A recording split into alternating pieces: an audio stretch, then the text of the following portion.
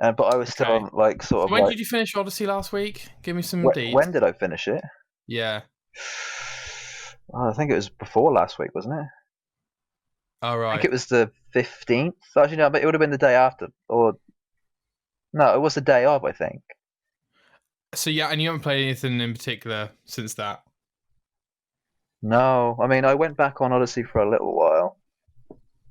Did you finish the grind and all that stuff? No, not really. I got like 3 out of 5 pieces, but I just like gave up after a minute. I was like, What is there I like? need a break. Is there like a top outfit that is really hard to get or something? No, it's just like there's like a 1 in 190 chance of you getting the particular one you want. Is it But legendary? no, it's epic. Oh my god! So I could have got it and Yeah, me dismantled too. it. I've probably dismantled my build a million Holy times moly! over. I know. What is I should it? have known. What, the one I want? Mm. They're very specific. It's like they're all got assassin damage on them. So they're maxed out Is it assassin assassin. armor? No, it's just like normal epic armor, but with different rolls on them, essentially. Oh, so this isn't a one outfit. This is different pieces for each, like your head, your arm, your leg. Yeah, different pieces, but they can all be randomized in a certain way. The chance of you getting it is quite great, but if you do it a certain way, you can lower the chance so you can get it more often.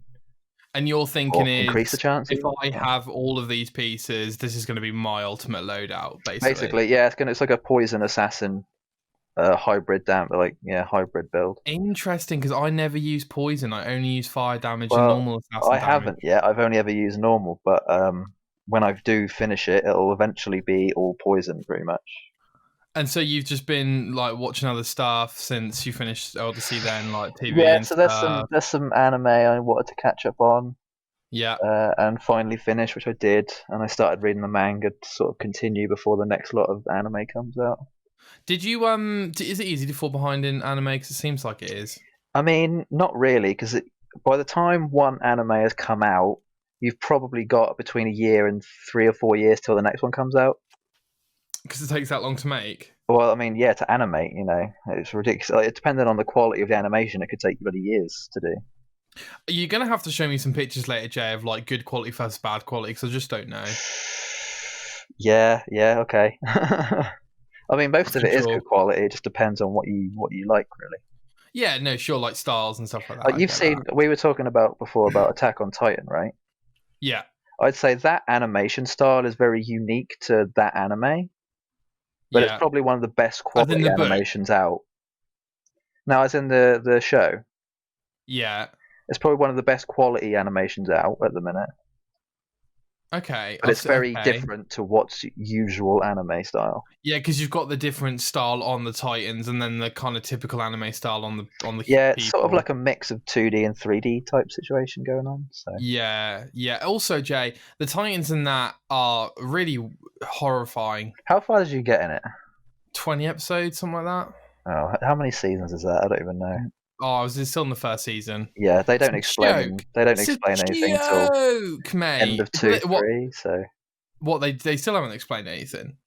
I mean, kind of. I mean, you do find out why everything is the way it is, but not till very late. Okay. It's interesting because we were texting. You were like, "I'm watching anime," and I was like, "Oh yeah, I don't really like anime apart from this one series." And I was like, "Wait, is there any anime that you don't like?" And you were like, "Yeah, Attack on Titan. I don't really vibe." I mean, I really loved it initially, but then it just sort of like got very hard to follow and a bit annoying, and yeah. Dude, it's so slow. It's unbelievably slow. Oh my god! The anime has to sort of get that correct balance, to be honest. By the time I finished, I had gone through my middle life crisis. Yeah, sure. Yeah. The reason that took so long, Jay, is because I forgot what I was going to say. Yeah, okay. And the second thing I was going to say is it is good to be here with you, sir. My succulent, sensitive, sensual. Oh wow! Okay, so many S's. Yeah, I've been bloody waiting to go today so much. I'm like on the edge of my seat, being like, "Come on, mate! You me both, man. You me both, man." Like, just look at the clock, being like, because I don't mean this in a bad way. I think you'll agree. Like, I like to do everything early to get it done. You know? Yeah, just so you got the rest of the day. Yeah. just like I like to get things done, you know. So like when you like you say, like I can after this I can maybe dive into Odyssey if I want to, you know. Yeah. Exactly. Good. So we've got a lot to catch up with, Jay. I know that we had a little text last week. We do so well at not texting each other all the time and being like, oh my God, blah, blah, blah, blah, blah, like this, that. Like, we very much are kind of like, let's just leave it to the show because we have so much to talk about. And we always have so much to talk about. We've got a lot to talk about today, Jay. I know I say that every week and I don't care. It's weird. I always look at the stuff that we're always about to talk about and I think, well, it doesn't look like a lot, but we'll end up talking quite in depth about most of it, I'd say. So 100%, man. That's why I don't go too ham on the document because I'm like, nah, we could put on 2 topics and it could be the whole show. Like, who knows? Exactly. I think this show is going to be very important looking back and moving forward for reasons that we'll go into, obviously. As part of the development and evolution of this show, Jay, this is the Game Opinion Show. Nick and Jay, also known as me and you. Yeah. We get together. You and I. You and I become one. Become one. Brothers in arms. Dun, dun, dun, dun, dun, dun, dun. Yeah. So we get together, talk about opinions that aren't particularly out there, I would say, or at least we don't hear about. So we just like to talk about lots of video game stuff, news, things about old games, things about new games. Yeah, I feel like you don't really hear many people's opinions that are fairly unique, right? Yes. So let me use that seem to be quite samey, don't they? Let me use that as a segue if that's okay with you. Yeah, go for it. So I had an epiphany this week and I was like, oh, I know what the show needs to be. And the direction of this show moving forward, as I kind of mentioned to Jay, is that, and it's amazing that you literally had the exact same thought. It's kind of like, well, we're on the same wavelength. Destined to do the show. Initially, it was a kind of like, you know, I just feel like there are things not being said about games. And I know that me and Jay, whenever we have a discussion, we mention a lot of these things. So let's just record it and put it out there. When journalists, do their stuff, they sort of it almost seems like they're sort of following a script, right? Right.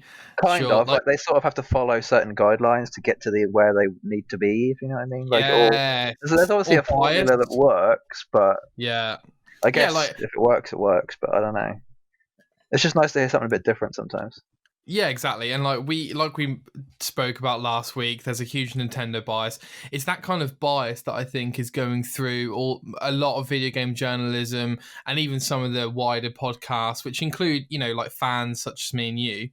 Anyway, to the point, this show is about talking about opinions about video games, which we just don't really hear, and developing the idea of video games through conversation. And discussing things that we're just not hearing, which is why we've started the show. I will say, I definitely do hear things that I agree with that are sometimes unique. Yes, or different, agreed.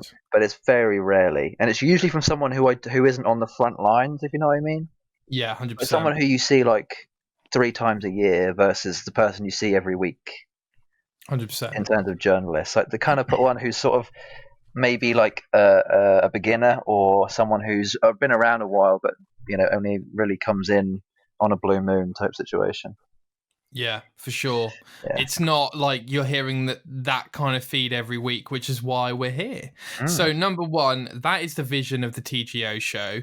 The show, as we mentioned before, Jay, will evolve and it will become different, very much how an artist's albums become different every album. Like the show will not stay the same. It will manifest into different things. It's actually kind of like a good way of putting it. You could say the last 10 episodes are sort of like the track listing for our first album, and this is now the new start of the next album.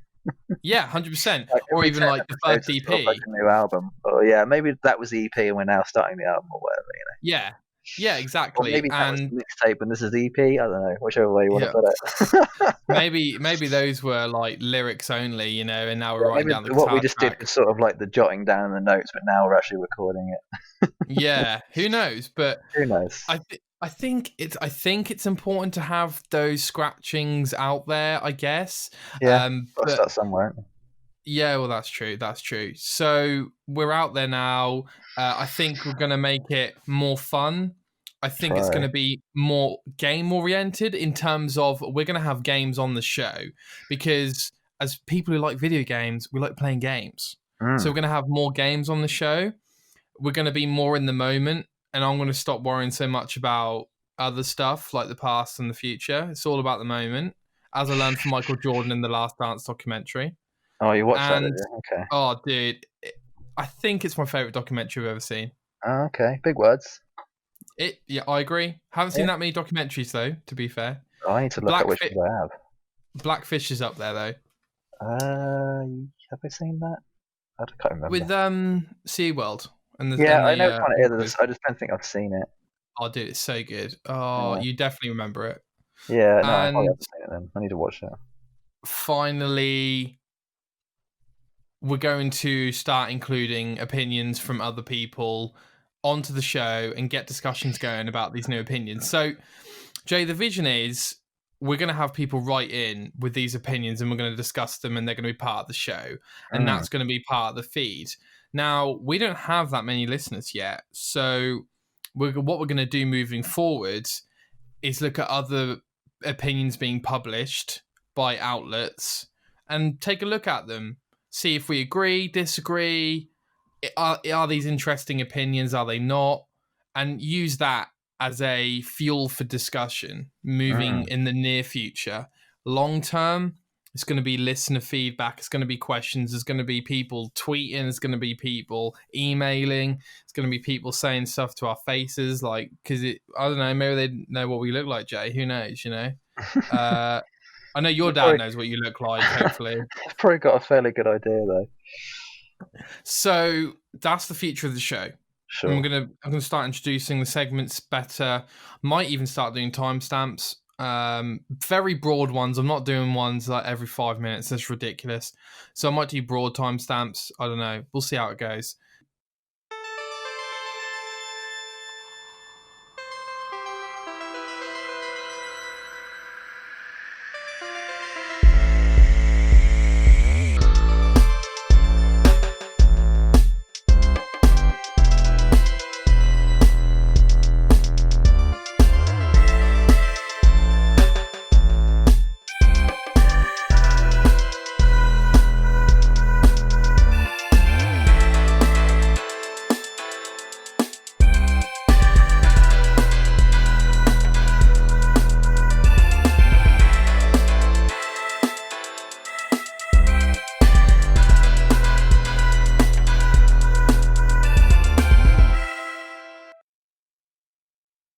Let's just begin, Jay, as we always do, with what have you been playing, Cicely, sir?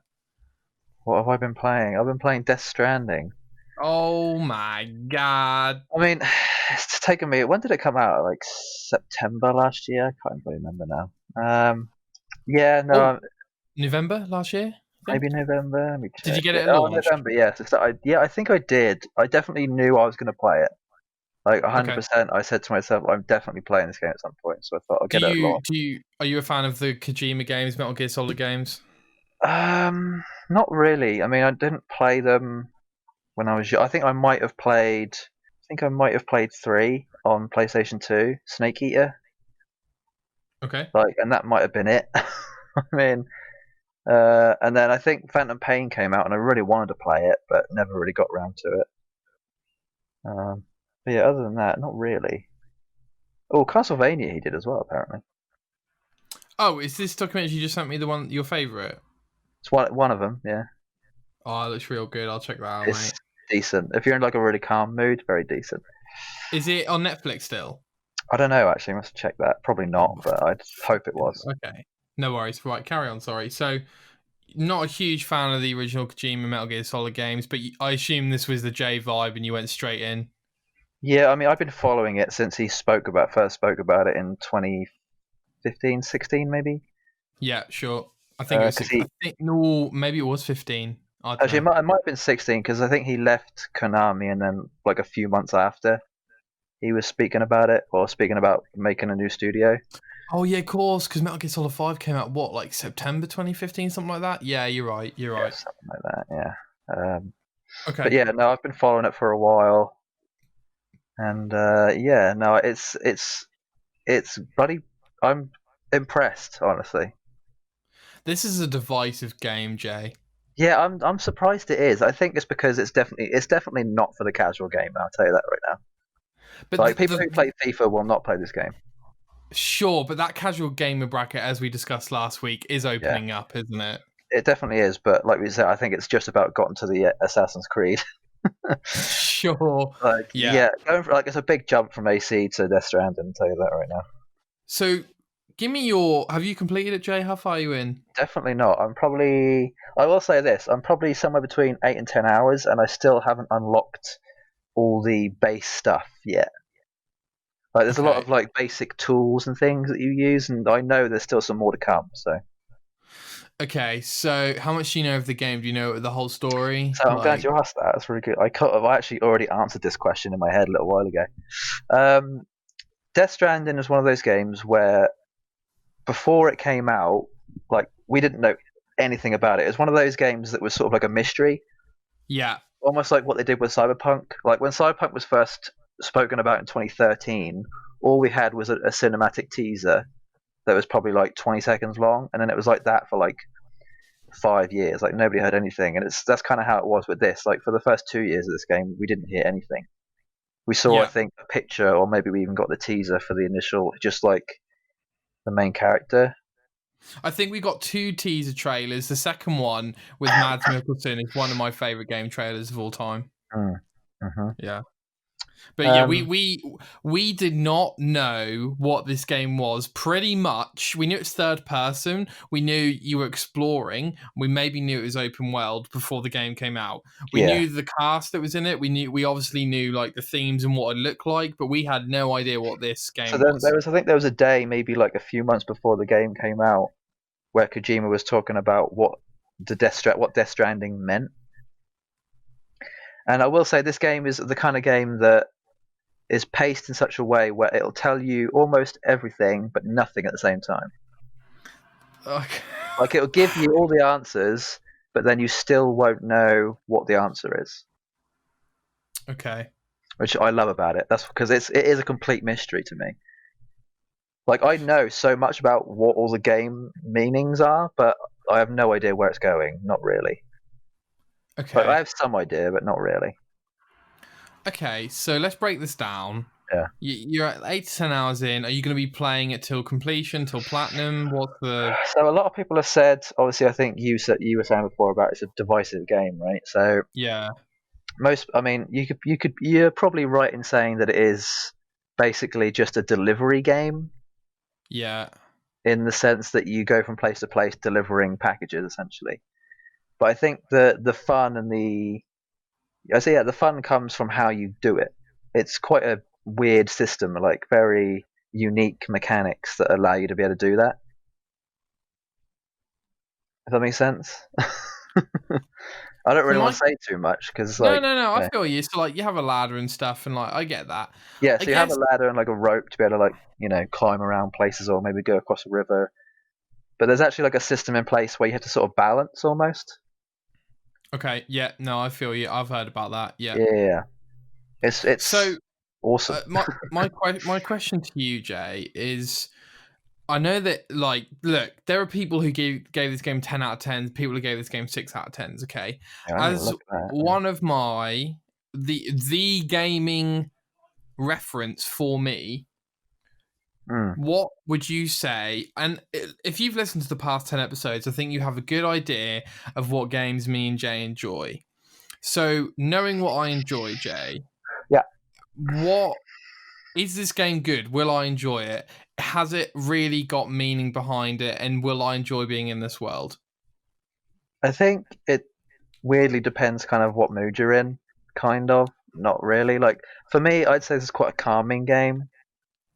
As in it calms you down, or you play it when you're calming? Bit of both. Okay. I'd say more play it when you're already calm. Like if you're in like a really calm mood, not not really wanting too much action, then play this. Like if you just, it's almost like a simulator type situation. It's kind of like that No Man's Sky Sims type, like journey type, where it's like you want to relax at the end of the day. Here you go. I guess so. Yeah. I mean, it is weirdly quite anxious. Like there's a level of anxiety in coming with, oh, I don't want it to fall over and damage my packages, right? Because obviously, if you damage your packages, you're going to get a worse score when you deliver it. And that's part of the moment-to-moment gameplay that keeps suspense. Then I guess so. Yeah, that's because there's like the terrain that you go over, and the speed at which you can traverse the terrain. Sort of, you have to keep that in mind all the time. Yeah. And there's like certain things that allow you to figure out what's the best route to take. Okay. Which kind of brings you back to that Snow Runner game I was talking about. Yeah, sure. It's a very similar type game mechanic, but with trucks rather than a person. Yeah. Which I think is partly why I was so drawn to it, because I'd obviously been in that mood but not realised that I could get that probably in a better situation with Death Stranding. Or a much more like better story version of it, that, you know. Did you play the truck game? I didn't know. I think part of me thought, well, Death Stranding's basically the same thing, just a lot better. Yeah. Okay, so the gameplay sounds ridiculous, but I assume it's are elements. It's very unique. I will say, I've always spoken before about wanting like a new IP or like a really unique game. Yeah. And in many ways, this isn't unique, but in many other ways, it is. It's like it really rides that line of like it just feels brand new to me. I don't think I've played anything similar to this before. Is the story understandable? If you've got an open mind, yeah, it's very. Oh God. No, I wouldn't worry about it. Honestly, I think it's one of those games where I'll finish it and be like, "What?"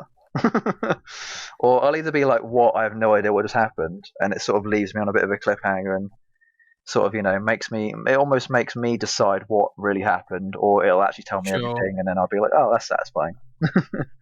I'm hoping it's like a good mixture.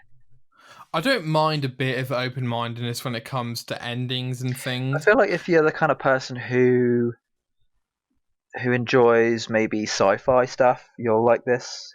Like sci-fi endings to things, like things that maybe involve like different dimensions or like time travel, stuff like that. Yeah. Like if you understand that kind of lingo and how all that has worked in previous films or games, you'll like this a lot. Well, the open-mindedness stuff, I kind of go to Old Boy for that, where I'm like, there is a definitive ending for that, but there kind of isn't, right? So I still haven't seen that yet. Oh, Jay, I know it's on my list. Trust me, Jay. It's on there. If you were like, if you touch wood, if you were in hospital and you had 48 hours, I'd be like, Jay, Old Boy's the one. Yeah, I know. I need to watch the old one or the new one. Old one. Don't even dare watch the new one. I've almost watched it like 5 different times. Don't. I've been like, should I buy it? Should I get this? And then just been like, no. What, the new one or the old one? The old one. Yeah, no, watch the old one. Trust me. Yeah, all right. So, and there's a bit of interpretation with that, right? The things that I don't like about really. The things I don't like about open-ended things is that I want someone to tell me a story or make me feel a certain way. I don't want to be so confused that I become frustrated. No, you won't be. They hold your hand, but then they throw you away right after. You know what I mean? Okay. Like it's weird. Like I will say that this game definitely feels like it's been twisted to appeal to a slightly more Western audience, but it feels very overtly Japanese.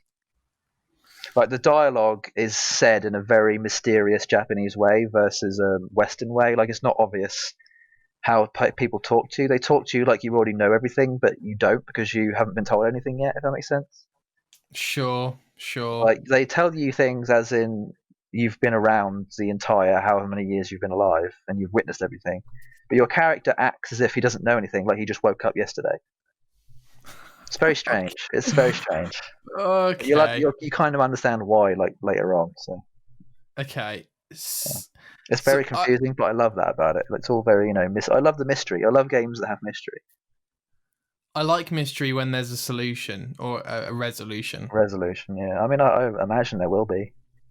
I hope so.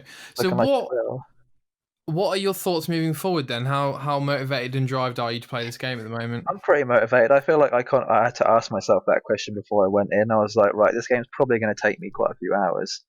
Am I willing to do it? And then I was like, yeah, I'm pretty willing to do it right now. Okay. What are you feeling at the moment? Just completion? Like, what's the deal here? What you think? Yeah, I checked trophies and everything just to see if it was possible. I think it'll probably take a bit more effort. No missables, not really. Okay. Yeah, I mean, I tend not to think too much about effort of things like that, though. Because it'll put you off. Yeah, it'll put me off if I think about how much mental effort I have to put in. So I just play it and then forget about that kind of stuff. Yeah, fair enough. I understand that. So I look forward to hearing more of your thoughts next week, Jay, about Death Stranding. Yeah, I mean, I doubt I'll have finished it. I mean, I'm not going like super quick with it at the minute, so. It's an enigma to me. It's something I guess I'll just have to play myself by the sounds of it. Yeah, definitely. It's weird. I didn't think too much about am I going to complete this before I played it. I sort of I downloaded it, I played the first hour, or maybe even like the first 10 minutes, and I was like, yeah, I'm going to be playing this for a while. Yeah. Like it just made me feel like it's almost like with the kind of feeling you get after watching a really, really good like psychological film. If you know what I mean, like one that leaves you like thinking, what the hell just happened? Sure. It's a very similar type situation, but within a matter of minutes, you get the same sort of thing. Okay. It's awesome. I love it. It's great.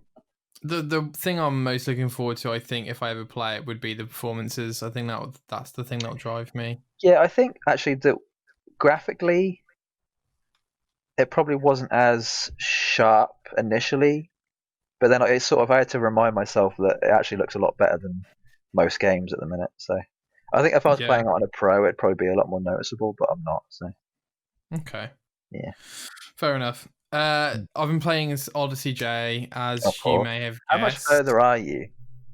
You were like 70. Well, I mean, 72, 73 hours, right? So that's how many days is that? Like one. I was about 53 hours last time we spoke on the show, I believe. I thought you said on the show, right? Okay, yeah. Yeah, I'm now 73 hours in. 73. So, okay. What chapter are you on? Do you know? I think I'm on like 6, and wow, yeah, you're not much further. Minor spoilers. Although I will say, minor spoilers for one of the longest chapters in the whole game. So okay, minor spoilers for Odyssey. Scatter away. Come back 10 minutes later. I'm not gonna be long. Okay. I think I'm about to reunite with my mum. Could be wrong about that. I've done the 3 different people and all their favors and stuff. So I'm now going to go to the island of Naxos and see if she's there. Okay. So that's where I'm at, and I just keep clearing out areas. I've just stopped doing the story because I'm an idiot. Few things I want to discuss with you, Jay, while I have you. Yes. Splinter Cell Easter egg in present day. Yeah. Goggles. I thought that was cool. There's definitely one coming. I'm just putting that out there. They did a similar thing in Origins, didn't they, with the Final Fantasy Easter eggs? Yeah, and the chocobo and the cactus and the chocobo and a few other things I want to say as well. Yeah, you're right. This one they've got, I don't know if you've seen it yet, the raving rabbits.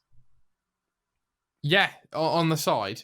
Yeah, the raving rabbits. Yeah. And then there was something. Then there was a Splinter Cell, and I think there might be something else. So that's a reference to Ubisoft, right? Yeah. Yeah, because they're the ones who published all those. Yeah. Why is Origins linked with Final Fantasy? Do we know, apart from a partnership and promotion? Do we know? I think it was just a promotion. I think that's what it was at the time. Yeah. Also, I loved when I first came out the Animus. I was like, thank God I'm getting some present day story. And so much story did I divulge in. You go on the computer. There's so many documents. You go outside. There's lots of things to interact with. I was really pleased with it. I just wanted to point out a couple things with you. There was also a Assassin's Creed Syndicate reference where you're looking at it looks like you're in London, and you look at Big Ben at nighttime, and she's like, "Oh, I wonder what Jacob and Evie Fry would think of today's London." I'm like, I did like that. I like that a lot. I was like, yes, they're talking about my favourite people. Dude, that is awesome. That is awesome. And then lastly, I just want to say about the present day stuff. There was hints of Japan, Australia, a lot of shout outs for Canada and Quebec as well. So I just wanted to put that out there in terms of like future locations, maybe. Jay, next week we will be listing our predicted locations for the next Assassin's Creed games. Sure. So I think a list of 5 is good. What do you think about that?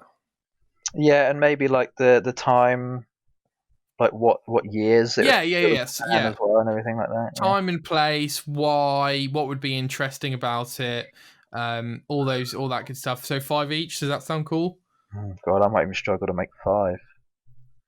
3? Yeah, between 3 and 5, we'll see.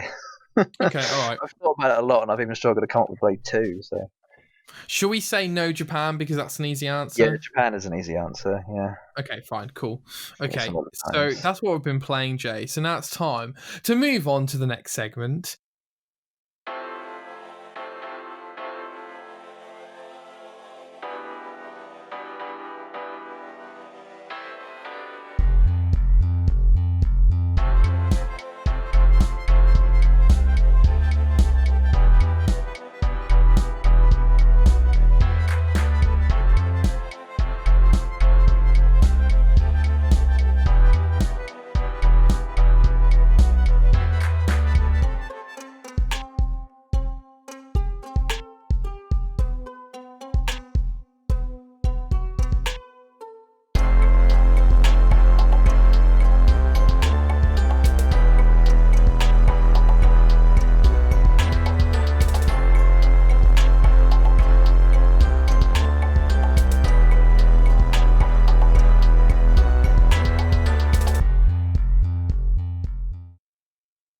So I had to Google this.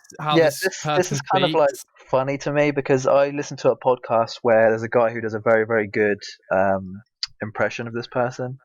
So I'm kind of used to hearing it a lot. So I want to hear yours, and I want to see if I can like remember how I do it as well, just to like see. I didn't realise there was an accent to this guy. There's like one trigger word that always you have to say at the end of everything to like make it sound like him.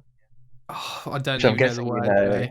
It's brother. I don't. Okay, right, okay. I'm have to Google it actually just while I'm here. Okay, so American. I would recommend just saying like something very simple, short, and to the point.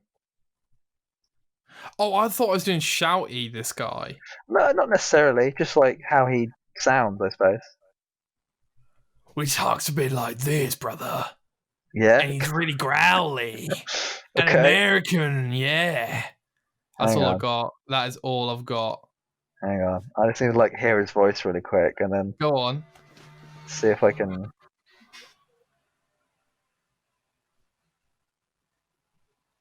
Hang on. Yeah, no, it's actually quite difficult, isn't it? It is difficult. Hang on, let me just see if I can. See if I can like figure it out in my head really quick. Hang on. Oh, if you can do it, man, I'd fucking love to hear yours. And here's the news, brother. I like that. Yeah, no, it's pretty. It sounds so much easier in my head. Here's the news, brother. Yeah, it's getting there. It's getting there. I'm just shouting now in American accent. That's so awful. That's so bad. News time. Get your newspapers out, ladies. Jesus. Okay, Jay, you got a lot of it. This is quite interesting. I want to hear about your one. It is interesting, isn't it? I mean, okay. Yes and no. It's interesting. Although, I mean, the game's changed quite a bit, hasn't it? Shall I read out the story, Jay, and then we'll talk about it? Go for it. Yeah. Okay. All right. No Man's Sky is coming to Xbox Game Pass. And it's really cheap right now. Oh my god. Wait, what is No Man's Sky or Game Pass? Yeah, even if you don't get it on Game Pass, it's actually like half price right now. Oh, interesting. It's $25, so it's I'm guessing somewhere around 20 quid. I feel like every time they do an update, they get it in the circulation of news again. They put it on sale. They're quite smart. It really is. Every update, I always hear about it. Exactly. I wonder if it's now the game that we thought it was going to be, or if it's still not there yet. If they had waited till now and released it, it probably would have been a lot bigger of a release than. But you got to remember, Jay, like, didn't that game come out? I want to say 2016. So that's a long time. Oh yeah, that really was a long time ago, wasn't it? A long time ago. So this, Jay, I wanted this on the news, man, because I thought this was really interesting that they've got this on Game Pass now. I'm also 2016. Yeah, I'm also interested in how much has it sold? Has it made its money back? Are they able to fund these free updates? I guess they are. It did sell quite well. It is a tiny team. Are they going to be updating this for the next generation? Like, what are your thoughts on it coming to Game Pass, Jay? What's the field? I mean, yeah, great idea. I reckon they'll definitely see some a bump in numbers Traffic. On this one. Yeah, definitely. Yeah. I think people who have seen it have probably thought, "Oh, this is a little bit like Minecraft." I mean, this is definitely more. I don't know. This is kind of like that bridge between a kid who plays Minecraft and maybe an adult who plays like Star Citizen. I guess it's like somewhere in the middle. Yeah, I feel you. Right, because Star Citizen's like this sort of ultimate $1,000 ships versus Minecraft, which is just like crafting. Yeah. Right, so you've got the best of both. Is that game out yet, by the way? Star Citizen. So technically it is out, but it also isn't. It's definitely still in beta. Actually, it might even be still in alpha. But I think it raised like what, almost $300 million. Oh my god! If you want to buy a ship, I think the cheapest ship you can buy is like $1,000. In real money. Real money, yeah. Oh, that's a mess. And they sell out in seconds as well. So whoever's obviously owning Star Citizen is making a lot of money right now. Interesting. Yeah, I know. Interesting. Okay, so do you know what? I've just had a thought, Jay. This might be the perfect game for Game Pass in terms of after the updates, this is now a game which people will 100% want to try, but definitely not buy. So I can give you some numbers of people playing it on Steam since its release. Go. 212,000 people were playing it day one. That is less than I thought, but go on. That's not bad. I thought that it sold like millions of copies. I mean... Oh, it was PlayStation... Well, hold on a minute. Wasn't it PlayStation? This is just Steam. It was PlayStation exclusive, wasn't it? For originally? A long time, yeah. Actually, no, I think it might have been PlayStation and PC exclusive initially. Okay, carry on. So yeah, August 2016, it was like 212,000 initially. By the next month, it was like 9,000 daily. Okay. So it's obviously a lot less. And then it died pretty hard up until August 2017. Then it went up again, came all the way back down again, and then went all the way back up in July. So yeah, July 2018, it hit almost 100,000. So these are when the updates hit, aren't they? I'd say July 2018 is when the massive update came out. Yeah. Yeah, that's where. And what's it been like? It seems to be on like an almost yearly basis that there's a massive update. Yeah, and that's where the peak of players come. So that's at the minute it's actually like around about 8,000 daily, which isn't bad, honestly. Yeah, it's still pretty good. Like for a game that's not doing well, that's pretty good. I'd be happy with that. I feel that. Do you think is there microtransactions? Do you think they'll get money from players playing the game? I don't even know. Very good question. I doubt it. I feel like people don't really like that so much, do they, nowadays? Yeah, true. Jay, I've got breaking news. Oh, hello. Something just came in. Into the letterbox. Sorry to disrupt this news story, Jay, but yeah, breaking news. They're just talking about how they're making sure that every single game on the backwards compatibility program is tested and trialed and runs extremely well on Xbox Series X, which is good. We obviously want that. They should play better than ever before, so this will be the optimal way to play these games, which is great. There are new techniques and things for high resolutions and image quality. It should be able to frame select as well. This frame is not select? What, as in like frame rate? I apologise. I do believe that this... I do declare that this is a misleading title for an article. Well, that's not to be too surprised by. Oh, okay, fine. Here we go. Here's the quote. Jeez Louise. This is reported by Eurogamer. The team also continues to listen to feedback from the community on additional titles you would like to see added to the compatibility program. Okay. AKA, we may be looking at an increase in the backwards compatibility library. Which is very exciting stuff, Jay. Firstly, it means that, to me, it sounds like they've finished testing all the current games, so they're open to doing new ones. And secondly, what games do we think we would want there? And I think we're both going to say Max Payne 3, am I right? Chronicles of Riddick, am I right? Riddick, yeah, sure. I mean... Any games in the backwards compatibility program, Jay, on the Xbox that you want to come? So, what, a bit of context, Jay. About like a year or so ago, they said they were going to stop doing it. Done it. Sorted. Done. Finished. And now they're saying that they're open to some new games coming, potentially. Okay. To the compatibility program. Yeah, so ones that aren't already on there. I'm sure that that's weird. I've had a list in my head. I mean, there's like a load of 360 games I have that I can't play right now, so I'll have to have a look. And there's one actually called Dead something. Hang on. Oh, Never Dead. Have you heard of that one? I haven't. No, it's really odd. It's this game where you play as a guy who is immortal essentially, and there's a mechanic in the game where he can take his head off and like roll it around. That is quite funny. It sounds silly, but I remember like getting it on 360, not playing it very much, and then wanting to play it again recently, just to like, for the hell of it, and realizing I don't think it's on backwards compatibility. So, okay, I guess that's a random one. I doubt they'd ever do that because it's just like a random out of the selection. I mean, how many 360 games are there? Hundreds and hundreds. Yeah. A lot. There is a lot. There is a lot. Dude, I'd say never give up, to be honest with you. I feel like the big ones that we're missing, i.e. Skyrim, is probably due to licensing. Well, there's one version, isn't there? Yeah, special edition. But I want the... Well, it doesn't matter now. I've finished it now. Who cares? But... yeah, it doesn't matter. You do it. Yeah. Right, Jay, let's move on to your news stories, okay? Yeah. We've got a lot to bash through. So after you, my friend... Please tell us the news, what it came from, what it does, what it means. Please. Yeah, initial one. We've got a list of dates for the E3 replacement shows.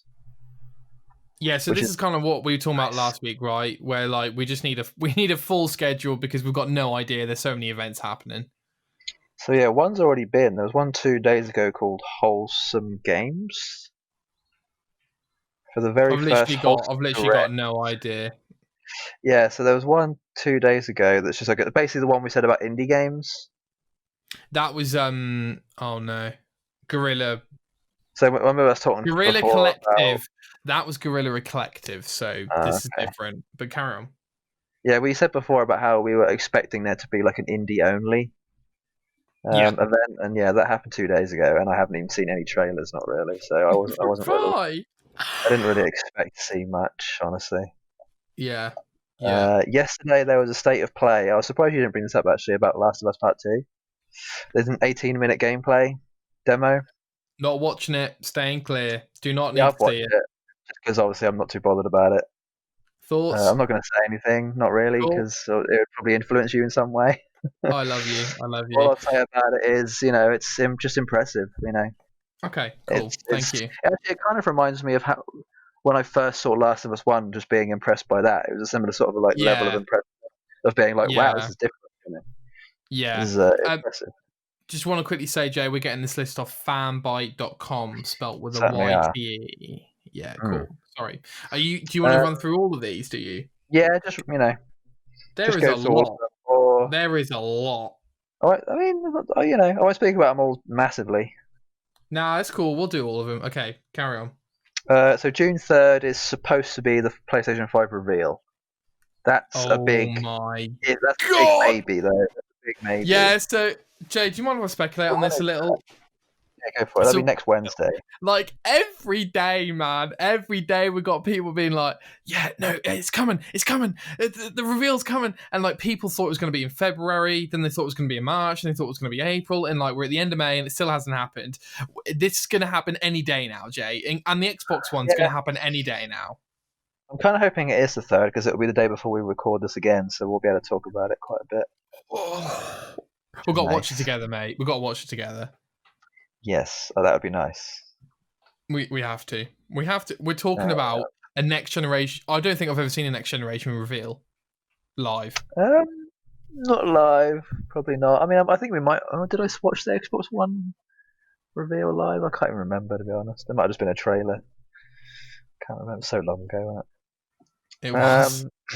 So this was actually kind of like a really long one. I mean, it's technically not it's an event, but I don't know exactly how in depth or how big it's going to be. But it's the IGN Summer of Gaming.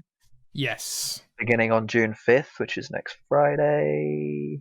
Ending June 24th. Yeah, it's quite a long one. So it's like almost like a month long, like 3 weeks long. Yeah. And they've actually, if you go on their website, they've actually got a full schedule for like every day, exactly what they're going to be showing. What, like games? I think so, yeah. So there's no surprises. Yeah, I was surprised by the lack of surprise. I think if there is anything that's not supposed to be announced yet, it just says unannounced classic something. Like it just says unannounced game. Like, unannounced futures 5-star game. Yeah, exactly. One thing I can say is they're doing gameplay for Torchlight 3 on June 18th. Ooh, snap, Jay! We should watch that. Yeah, I think we will. I think there's literally like some days where there's only like one thing going on, I think, but other days where there's like 20 things going on, so it just depends on. It sounds like rightfully so because they're the top guys. It sounds like IGN's pretty much secured a virtual E3 this year, and props to them for getting that. They're so smart for doing that. Well, I'm surprised. They might have even like spoken to E3 and been like, "Look, we can do this." Yeah, 100%. I'm surprised all the publishers like we spoke about, Jay, aren't just going independent. Just being like, yeah, Ubisoft, we're going to have a 2-day event. We're going to show you trailers, blah, blah. Do you know what I mean? Like, I'm surprised IGN were able to... I'm sure some sort of deal's been cut. It must have been, right? True, and I also think that IGN have the presentation skills, whereas Ubisoft, they're busy making games. That's true. Yeah, that's very true. IGN aren't busy making games. They're busy, doing what E3 would have been doing, and that's exactly showcasing games. So, and I'll quickly say I'm actually quite glad that it's spread out because although although we all love E3, that week on the YouTube feed is a nightmare. I mean, usually day by day is a nightmare. 100%, 100%. Yeah, so I'm kind of glad about that they sort of even, if there is a game that you already know about and are excited about, you know what to look for on what day. Yeah, so maybe this and maybe not. Yeah, so maybe we'll watch a couple of conferences or trailers depending on what the games are, maybe. Yeah, I'll have a look at each day and then cool. Okay. See what's happening. Do you know what was sad, Jay, though? Because we've got the TGO show now. I was looking forward to staying up late and watching the conferences live with you, maybe, depending on whether you like to do that or not. I haven't done it before. I totally forgot about times. The time differences. Yeah, that's very true. It looks like a lot of them. What I have noticed, even when they did that Xbox Inside Xbox thing, that was what, like 3 PM for us. Yeah, something like that. It was 8 AM for them. So it was obviously they're sort of switching it over. Usually it's really early for us, or like early hours of the morning for us. Yeah, later in the evening for them. But they seem to have switched it around. But whether they'll stick to that, I doubt it. Yeah, I remember I was on holiday while E3 happened one time in Greece, and. Sure. It was when Xbox revealed or had like Cyberpunk trailer, and I was up late, and I think I watched. I can't remember which one. I think it was maybe EA, and Bethesda was on later that day, and I could have stayed up for like 3 hours to watch the Bethesda one. And I was like, you know what, it's fine. I'll watch it in the morning. It won't be that big. And it was only the one where Todd Howard announced Starfield, Elder Scrolls 6, and Fallout 76. Yeah, I remember that. I was like, oh no! But, I tend not to watch them live, to be honest. It depends on what time of day it is, but I'll usually watch it like the full stream the next day. Or maybe even like a highlighted version of the stream. Yeah, I like watching the full stream, but don't you get annoyed that the title basically gives away the entire like stream or conference? At that point, yeah, they've sort of said it, so they don't really leave too much, hidden up. Literally, like even if you don't watch it, podcast feed, YouTube feed, you go on the stream, it's like Elder Scrolls 6. I'm like, great, thanks. Oh, great, yeah. Cheers for saying it. Yeah. The thing is, if you miss it, you miss it. Really, you can't, Yeah, it's true, man, and like it's not going to come out till too long. Yeah, and it's not going to come out till 2032. So, Jay, would you? So in the future, then maybe we'll just watch the streams together, not live. I don't know. We'll see what time they're about. Okay, I feel like you're not feeling the love. That's fine. That's fine. Well, yeah. I mean, I'm not going to stay up at like till 4 in the morning. No, that's what I'm saying. Not live. So like we just watch the streams together after they're out. Okay. Yeah. That seems okay. Okay, he says. Okay. Yeah, you know what I mean. It's fine. Carry on. So June 6th, Indie Live Expo. Indie Live. What? Did I take the piss? Indie Live Expo. Really? That's not how I said it. You had a little Norfolk twang. Live Expo. Indie Live Expo. Right? West Country. According to the expert, no. All right, so go on. Yeah, so again, probably like another indie type situation. I think that was actually in Japan, so that one would probably be more for me to check out because I prefer the Japanese style stuff compared to you, I imagine. Look, I'm not averse to Japanese. I just don't like. To me, you seem like the kind of person who like just hates. I don't know. There's like this sort of like this like I guess you could call it weeb hate culture, or like Japanese Eastern animation hatred culture at the minute. Okay. Like if you don't like cutesy stuff like that, you're sort of like hated on. Like, don't you seem like the kind of person you'd be the kind of person to hate on other people like that? I don't like hating on other people. You know what I mean, though? Not like in a bad way, but just like in a sort of like that's not very cool type situation. What I don't like is I don't like 28-year-olds acting like 12-year-olds. Okay, yeah, I can understand that. That's as far as I'll go. Now, look, I'm not saying you can't do. Look, you can read manga at 50. I don't mind, dude. I'm just saying, like, I can't deal personally with your 12-year-old-ish in a 30-year-old body. That's just kind of my vibe. Like, acting like childish is just not. And look, you can do what you want. I'm just saying I'm gonna just turn the other way. You know what I'm saying? I'm just gonna. Don't have to bear witness. Yeah, exactly. Just to add to your... I'm sorry, Jay, we should have done this. Just to add to the IGN Summer of Gaming, I just clicked on the link you put in the doc, and like you say, it has got a full gaming schedule, and it is extensive. Yeah. There is multiple things happening each day with various different games, lots of previews, Borderlands 3, Bounty of Blood DLC preview, which we probably should have put in the news.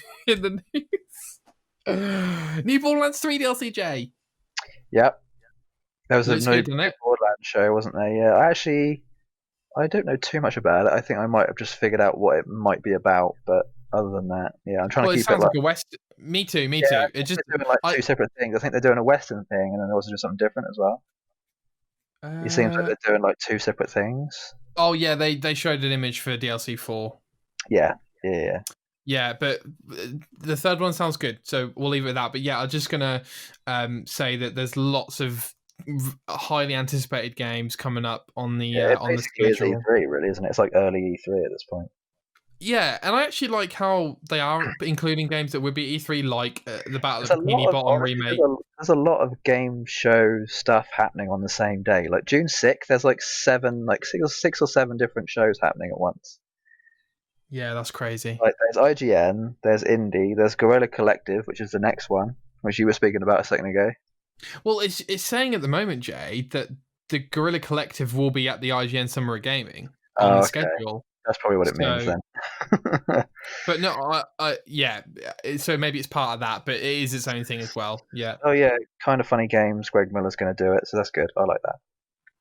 I mean, I'm a Kind of Funny fan. I subscribe to him. I watch their content. I think for the Guerrilla Collective thing, Paradox Insider are part of that. I like Paradox because they do a lot of RTS type stuff, like Civ type situation stuff, and then Baldur's Gate 3 is going to be there as well. So I'll be looking forward to that. Game from those who like that. Mm-hmm. PC gaming show. Always just whatever, I guess. It's weird, isn't it? Like, PC games aren't like looked after too much anymore, are they? Dude, how many times people like PC gaming is the best, and then any time there's a PC game announced, everyone's like, "Oh, I don't really care." Yeah, for me, it's all about console. To be honest. Dude, 100%. Tell that to the 110 million PS4 owners. Sure. Future game show. I mean, Games Radar. This is digital Games Radar, showcase. Could be. Do you know what the problem here is, Jay? I want to know. There is too many. That is the problem. This is like the first virtual thing we're getting. So there is organization clearly, but there's no kind of like overarching like structure. So I want to know when I need to tune in for a AAA game reveal. You know what I'm saying? And I'm not talking about CGI trailer. You know, I'm hoping near the time it's going to be a bit more of a clearer roadmap. Yeah, I think over time. Happening. Yeah, that's what you just said, isn't it? Yeah, no, I agree. Steam Game Festival, that happens every year, so that should be good. Just maybe like loads of Steam sale stuff going on, maybe. Jay, what does anyone watch this or do anything with it? What, Steam Game Festival? Yeah. I don't think. I'm not sure if that's actually like an actual thing. Like it's on kind of. I don't know if they'll be streaming anything. I think it's more to do with like game sales, but whether or not they'll actually showcase anything, I'm not sure. It says something from Obsidian, maybe. Yeah, it seems to me like different developers have sort of picked out different shows and been like, right, we're going to show our game off on this show. Yeah. Like obviously with the people who do Baldur's Gate and Paradox are stuck with the Guerrilla Collective and Paradox Insider show part of it, which I guess is IGN. Yeah. And then you've got Obsidian who are doing their thing with Steam. You know, different ones seem to be doing different shows. So Escapist Indie Showcase, again, more indie stuff. The EA Play actually might be quite good because it looks like they're potentially showing off the next Dragon Age game. Doubt it though, very much doubt it. It's too early. Too early. Yeah, I shouldn't have announced it. It's too early. Stop. Please stop. Please stop. Do you know what's sad, Jay? Well, when did the last one come out? Like 2017? Maybe before that? Way before that, right? Inquisition came out 2014. 2014, there you go, even longer, yeah. Yeah. Year before. Do you know what? Oh, so many things to talk about. Jay. Dragon Age 2 is still my favourite. Interesting. Controversial. I fell out of love with the first one day one, yeah?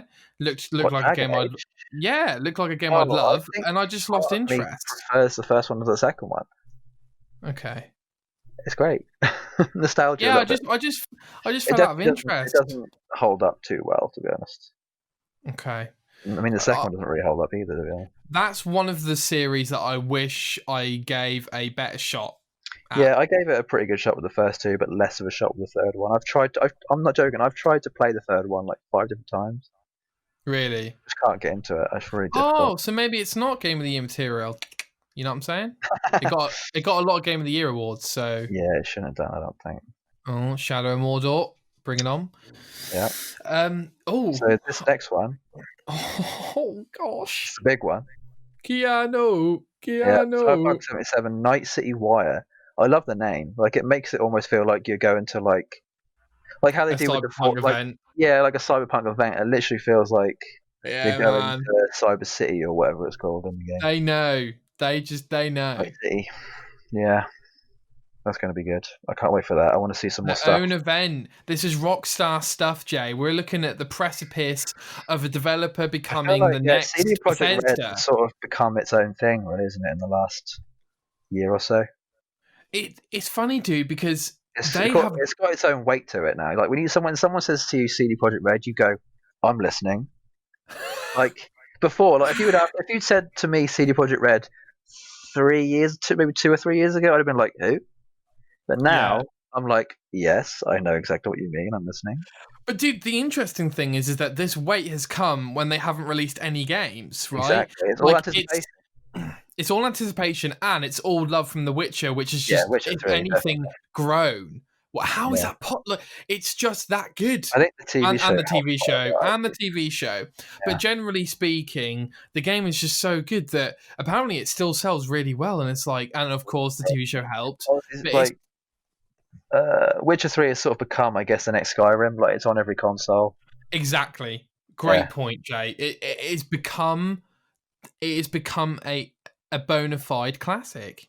And Cyberpunk could very well be another classic. Oh god, I can't believe it's coming out this year. I can't believe Last of Us Part 2 is coming out in 3 weeks. Yeah, I know, it's insane. You're going to be very quiet for a long time. Oh my god. Summer Game Fest Day 1 of the devs. I haven't heard this. Is a very odd one. Day of the devs. Yeah, I guess again, like Double Fine are going to be this one, and I Am 8-bit. I actually really like I Am 8-bit. So I'll probably be following that.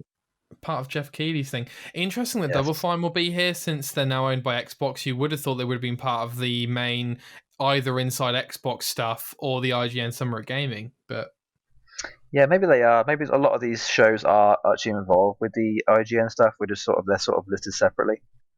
Yeah, could be. Or like maybe they said to Microsoft, we feel more comfortable being at a smaller event, perhaps. Microsoft and I think Microsoft have allowed more autonomy as the years go on with their game. Psychonauts 2. They're probably going to be talking about that at this, aren't they? Yeah. Yeah, I'm looking forward to that one. I think I tried to. I don't know if I told you, Jay. I just stopped playing Psychonauts 1. It's just I couldn't get into it. Yeah, it's hard unless you played it when it first came out. It's pretty difficult. Exactly. To get into nowadays. I'm actually weird. There's a guy I follow on a YouTube channel who's such a big fan of it that I'm actually more excited for him than I am anyone else.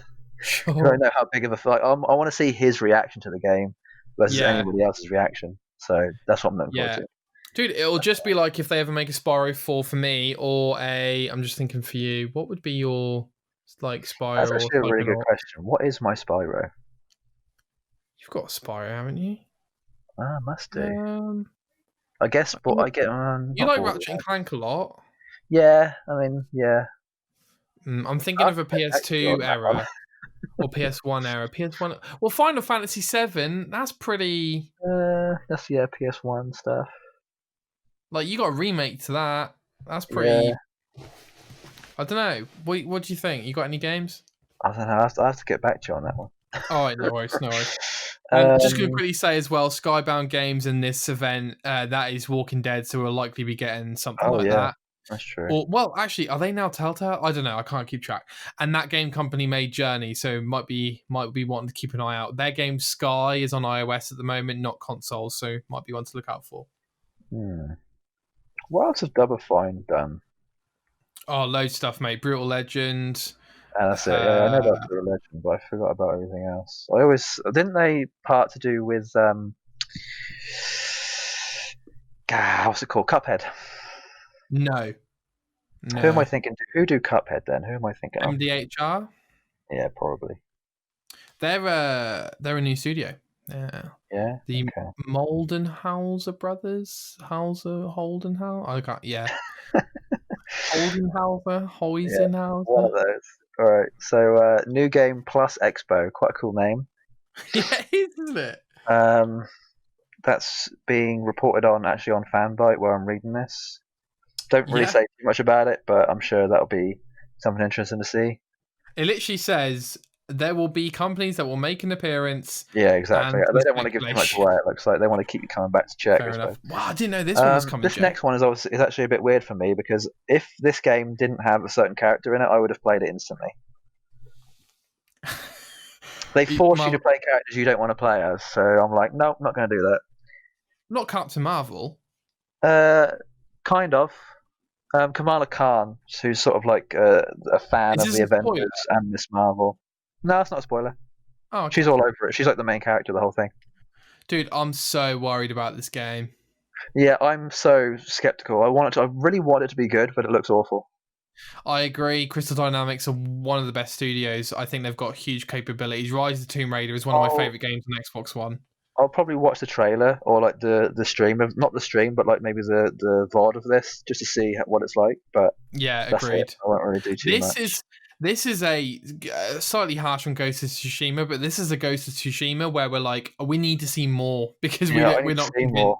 I don't get it. Like it has the hallmark of everything that I want to see in a game of this caliber, but I don't quite know it enough yet. Still, they're still not showing me enough. Yeah. This next one, I don't know if you know about Evo. Evo, I guess. You know anything about Evo? Because I watch it every year, so I don't know how much you know. Oh, EVE Online. Yeah, I know a bit about it. Yeah. So Evo is a fighting game tournament. Did not know that. Thought you were talking about EVE Online. No, so Evo, EVO. Okay. So Evo is usually a weekend, usually in July or August every year. It's like the fighting game tournament of the year. All the fighting games, or like the best fighting games of that year, are played, round robin. Usually 64 players in each, and like a massive bracket or whatever, right? Yeah. And it's usually like the same people in top 8, like all the best of the Japanese and the American players. It's usually mainly Japanese players because they're all the best people. So I mean, they're actually extending this because it's all going to be online matches. Because obviously you can't go to Vegas to go to the big arena where they usually do it anymore. So I'll probably watch the matches on VOD. I won't probably watch a stream, more than likely. Yeah. Just to see who's winning, I guess. Okay. This next one, Jay, is interesting because Warframe. Okay. Sorry. Yeah, we skipped one. Yeah, TennoCon is just a Warframe thing. That'll be interesting. I used to play Warframe quite a bit. So. Did you like it? I've sort of jumped in and out of it a few times. Yeah. Do you know what's interesting to me about this, Jay? This con is that it gives me that childlike feeling where I'm like, the people who love this game, this is their E3 day. This is Christmas Day. Yeah, this really is Christmas for gamers, really. Other than Christmas, because a lot of games come around Christmas. Well, that's true. But I mean specifically, like people who love Warframe, this is going to be like their day of the year. You know, that's really cool. Yeah, definitely. But you're right. E3 is literally Christmas. Yeah, this next one's interesting, Jay, because they're part of this IGN Summer of Gaming, so they've also had to split resources. Okay, good. Right, so I'm actually seeing 2 games here that I'm looking very forward to: Valhalla and Legion, or Watch Dogs Legion. So this is Ubisoft Forward, yeah. Yeah, Ubisoft stuff. So E3 style showcase. Yeah. Also, I imagine a lot of these conferences will be implemented in the IGN Summer of Gaming. I understand. Yeah, I would hope so. I think so. Yeah, Jay. Obviously, we spoke about a lot about Valhalla. Any other updated thoughts? I know there's like more and more details are leaking out now. Yeah, I haven't actually been following it too much at the minute, just because I've been doing other things. But I don't really want to know too much. I kind of want to go into it a little bit blind. Yeah, dude. So keeping it alive for as long as I can. Jay, I'm so excited. We're going to have new consoles. We're going to have a new Assassin's Creed. We're going to not review it. We're going to talk about it. We're going to, give our verdicts on it. How exciting is that? Yeah, I can't really wait. Oh, just quickly, Jay. Sorry to interrupt you again. Yeah. I have decided that I'm actually undecided in which next generation console I buy at the moment. Because I have come to the realization that PlayStation have the better games, but also that I should have bought a PS4 probably at the start of the generation, maybe. And yeah, okay. Like maybe, like you're on PS4 now, the majority of the time. Yeah, I have been since Bloodborne. Yeah, it was 2014? Yeah, something like that. And I also wanted to say, but I am open to Xbox because it might be the best console and backwards compatibility and achievements. So I'm just quickly letting you know that I'm still undecided on depending on what they show. So if there was a percentage or like a thing, you're like right in the middle, like 50-50. You can't quite decide which way to go. Yeah, I'd say so. Yeah, I'd say I'm like 60-40 Xbox, PlayStation. Is it because though that you've been part of the Xbox for so long that's just become the norm? No, it's because of Valhalla and Cyberpunk. What, running better on it? Just having backwards compatibility at the minute, and the fact that I've only ever played Assassin's Creed on Xbox. Yeah, so I'm going to need to have that Xbox to be able to play Valhalla. Oh yeah, of course. Yeah, good point. Yeah. I'm also 60-40 now that you said that. You're welcome. Okay. Although I guess you'll be playing. Obviously, you'll be playing Last of Us. So you won't be playing it on the next gen, will you? So. No. I guess you probably won't plan to because you'll have it done by then. So. Dude, I'm having that shit done immediately. Yeah, exactly. I guess we can skip all these next bits because it's basically like day 3 or day 2 of other ones we've already talked about. And then Gamescom at the end. Yeah, Gamescom's like the big one, really, isn't it?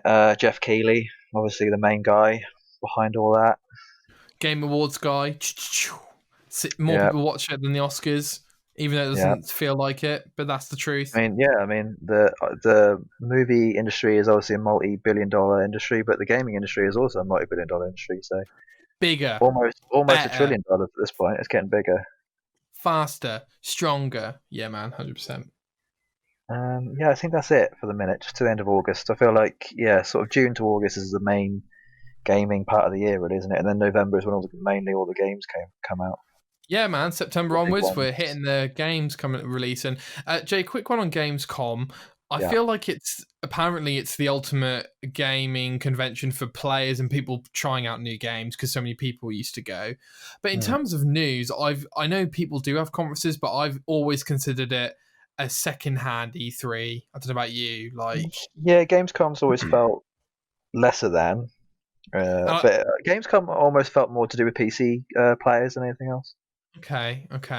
I just always felt that when people made conferences there, including Microsoft, I was like, oh, why bother? Just leave it. I think we also can say that BlizzCon is cancelled this year. And I don't think they're doing anything around it. They're part of the IGN summer thing. They are part of the IGN? Okay, good. I'm hoping they'll talk about... I mean, there was actually a story about Diablo 4 a couple of days ago saying that we aren't going to hear anything from Diablo in like a long time. Like, I reckon 2023 earliest. Why show it then? I think just to say that it's because people have been waiting for it for so long, they want to be like, right, it's coming, just give us a couple of years. Oh my god, why are they taking so long, Jay? I reckon what they've shown us is very, very little of what they've actually, what they plan to do. I will say that's what it felt like. I mean, I think they definitely made the trailer look big, the gameplay trailer they made look big, or made it seem like quite a grand scale. But I reckon that wasn't even like the first bit of the first place you go. Yeah. It wasn't even barely anything. Jay, how is Blizzard set up, right? So they join with Activision for some reason, and they're continuously doing firstly, that's weird because Blizzard and Activision are opposite game cultures development wise. But then they've got World of Warcraft, which is great. They release an add-on or expansion for that every year, which is great. But then they're making Overwatch 2, and they're giving that a lot of time and resources. This year, more than likely. Yeah, and then they've got Diablo 4 in development as well. But what I'm wondering is, they seem vast. Do they just take their time a bit like Rockstar? Is that what they're doing? They've kind of got that thing now where their name is so big they can actually, and they make so much money every day. Yeah, that they can actually spend the time making a next good game. Okay, sure. So Hearthstone's another one, StarCraft. All these other ones they've just made so much money off initially, and still make. I mean, they must make bank on Overwatch, and Classic WoW came out last year, so yes. I mean, they make a lot, so they've got the right to be able to do what they want to do with whatever they make nowadays. 100%. I mean, Diablo 4 was actually announced BlizzCon last year, so right. I won't expect anything until minimum 2022. Okay, my concern is that Overwatch 2 doesn't actually look that progressively improved on Overwatch 1. I think they're trying to make it into a PvE thing. Oh, right. Which does not appeal to a lot of people, obviously. Hey, they're the developers. They know better, of course they do. They, I believe in game developers. So yeah, okay. Should we move on, Jay, to the next news story? Yes, Kingdom Hearts TV show for Disney Plus. This looks like it could be really, really good. Honestly, I wasn't too surprised by this. So this is coming from who? IGN. Yeah, but it's got tweeted. It does say reportedly. So this may or may not be a thing. Coming from a few entertainment industry journalists posting on Twitter. So one of the guys is called Emery Kaya, and I wish I was making that up, but that is their name. That's their name. So yeah, take the spotlight, Jay. Have you finished 3? I mean, you haven't played any of them, have you? I played finished one. Any of them, I borrowed it off you. Oh, right, sure, I've not finished a Kingdom Hearts game. Anything since then, right? Okay, yeah, that's what I thought. Yeah, I'd recommend finishing 3 before you maybe watch this. Although I haven't actually finished 3 yet, but I've done enough. Are you excited? That's the thing. I don't know. Thing is, they've got so much they could possibly pull from that this could literally be about anything. But I imagine it'll probably be an extension of 3, or like maybe its own separate thing. It might even I imagine they're probably going to involve a lot of more recent Disney stuff. Sure. Stuff they know is going to make money, like Frozen's definitely going to be in there. Oh god. The thing is, I'm kind of worried it's going to be less about Final Fantasy and more about Disney. That's the only issue.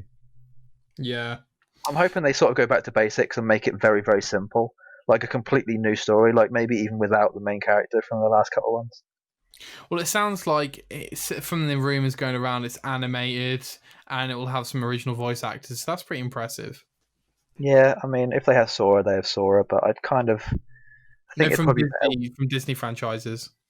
Oh, sure, okay, yeah, that definitely makes sense. Yeah, whether they'll have Sora in there and like the whole Final Fantasy normal stuff, I don't know, but yeah, sure. I don't know. That's the thing. I don't know if I want it to be completely new and like new story and make it very simple, easy for people to understand, or to just complicate things even more.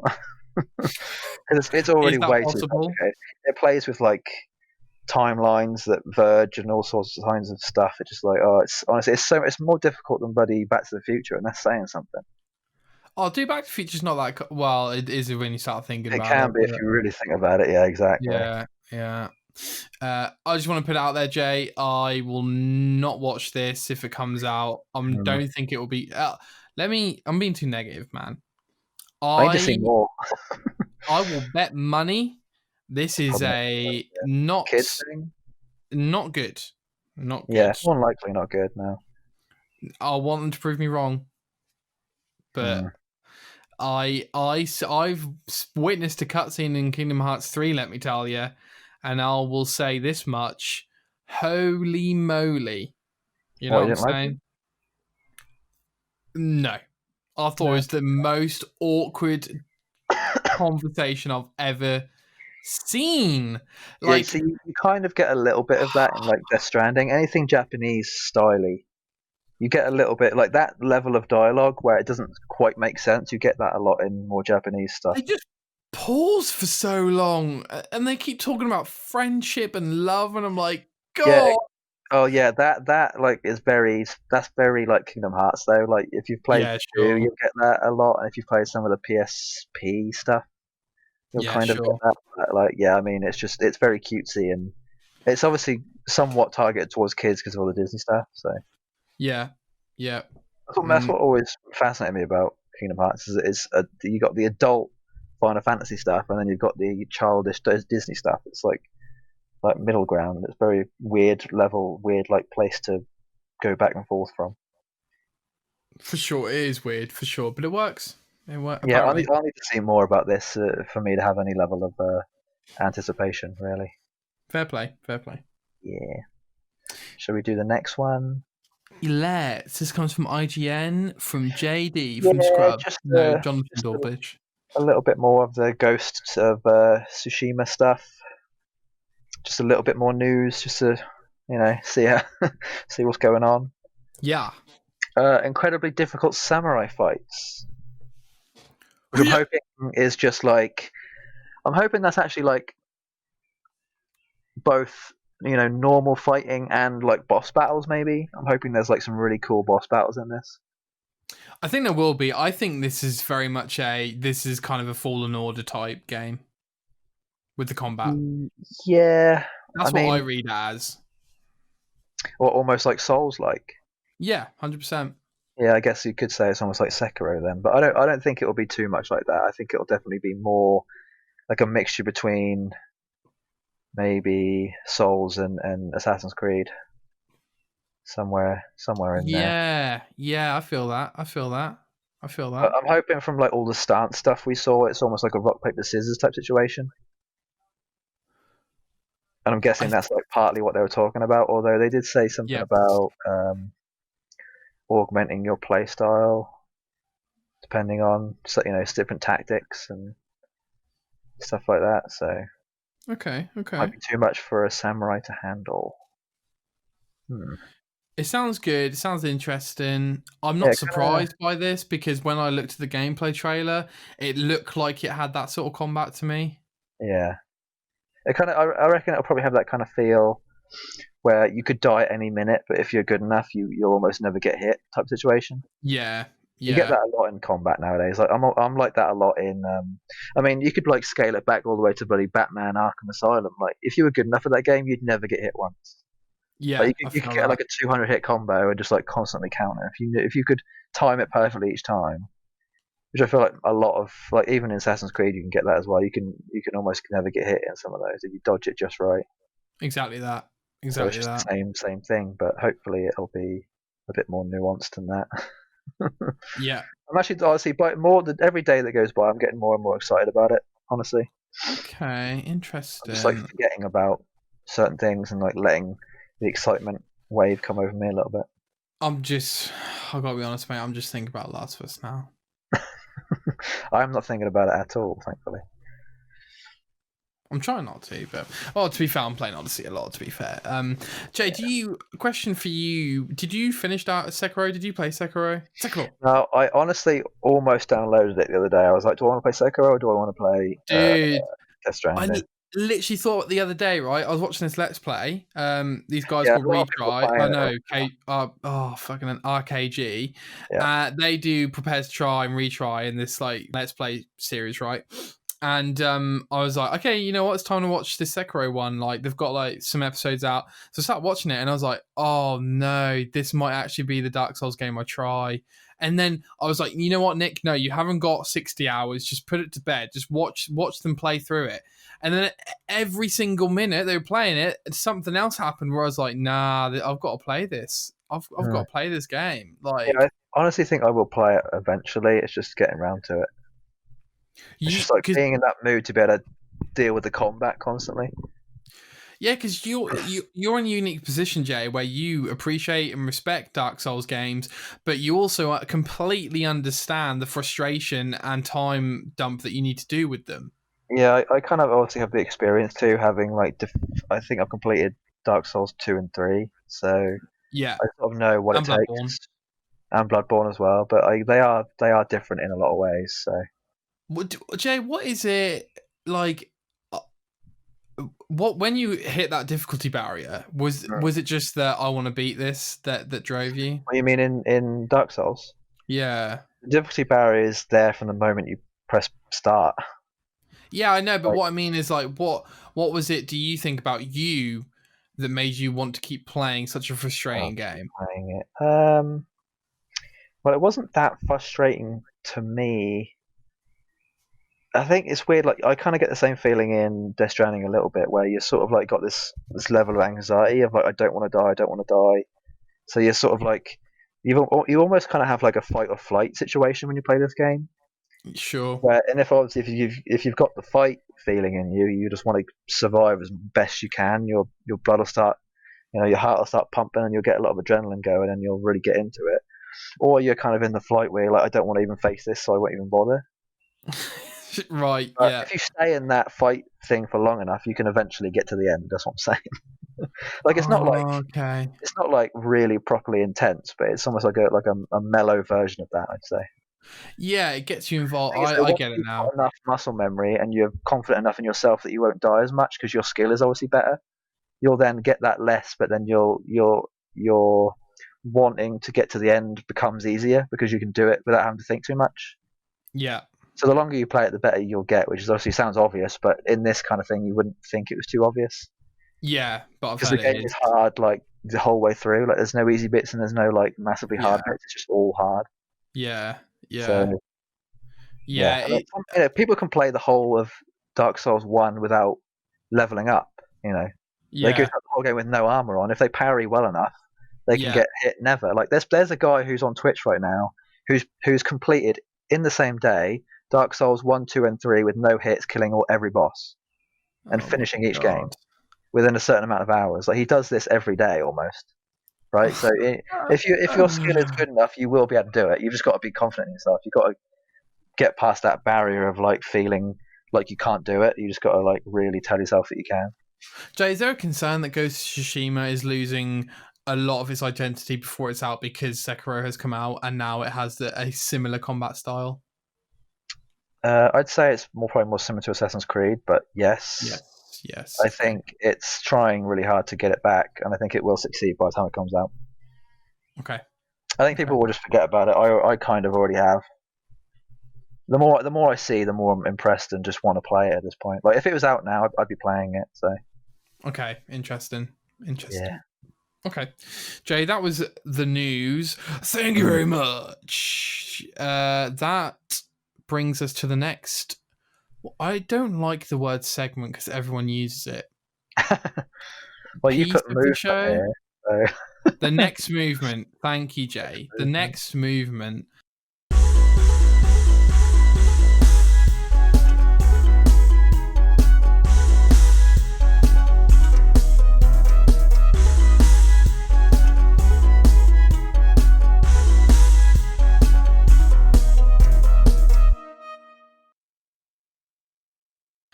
Jay, which one of these is it? Because I'm not quite sure. Right, so let me explain. Assassin's Creed 1, back in the day. So this is a fact, right? This is sort of like this is a fun fact. Fun kind of like thing that's happening, I guess. Jay, that was as quick as Jake Peralta doing cool. You know what I'm saying? He can do the I can do the you know what I'm saying? That's where my mouth strength lies. I guess, yeah. Okay, thank you. Okay, so this is a fun fact from JC.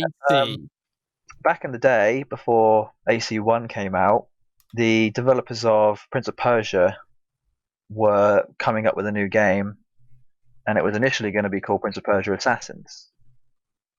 And it was going to be a story of a female assassin tasked with protecting a prince in Jerusalem, which is obviously about the same time all this was happening, right?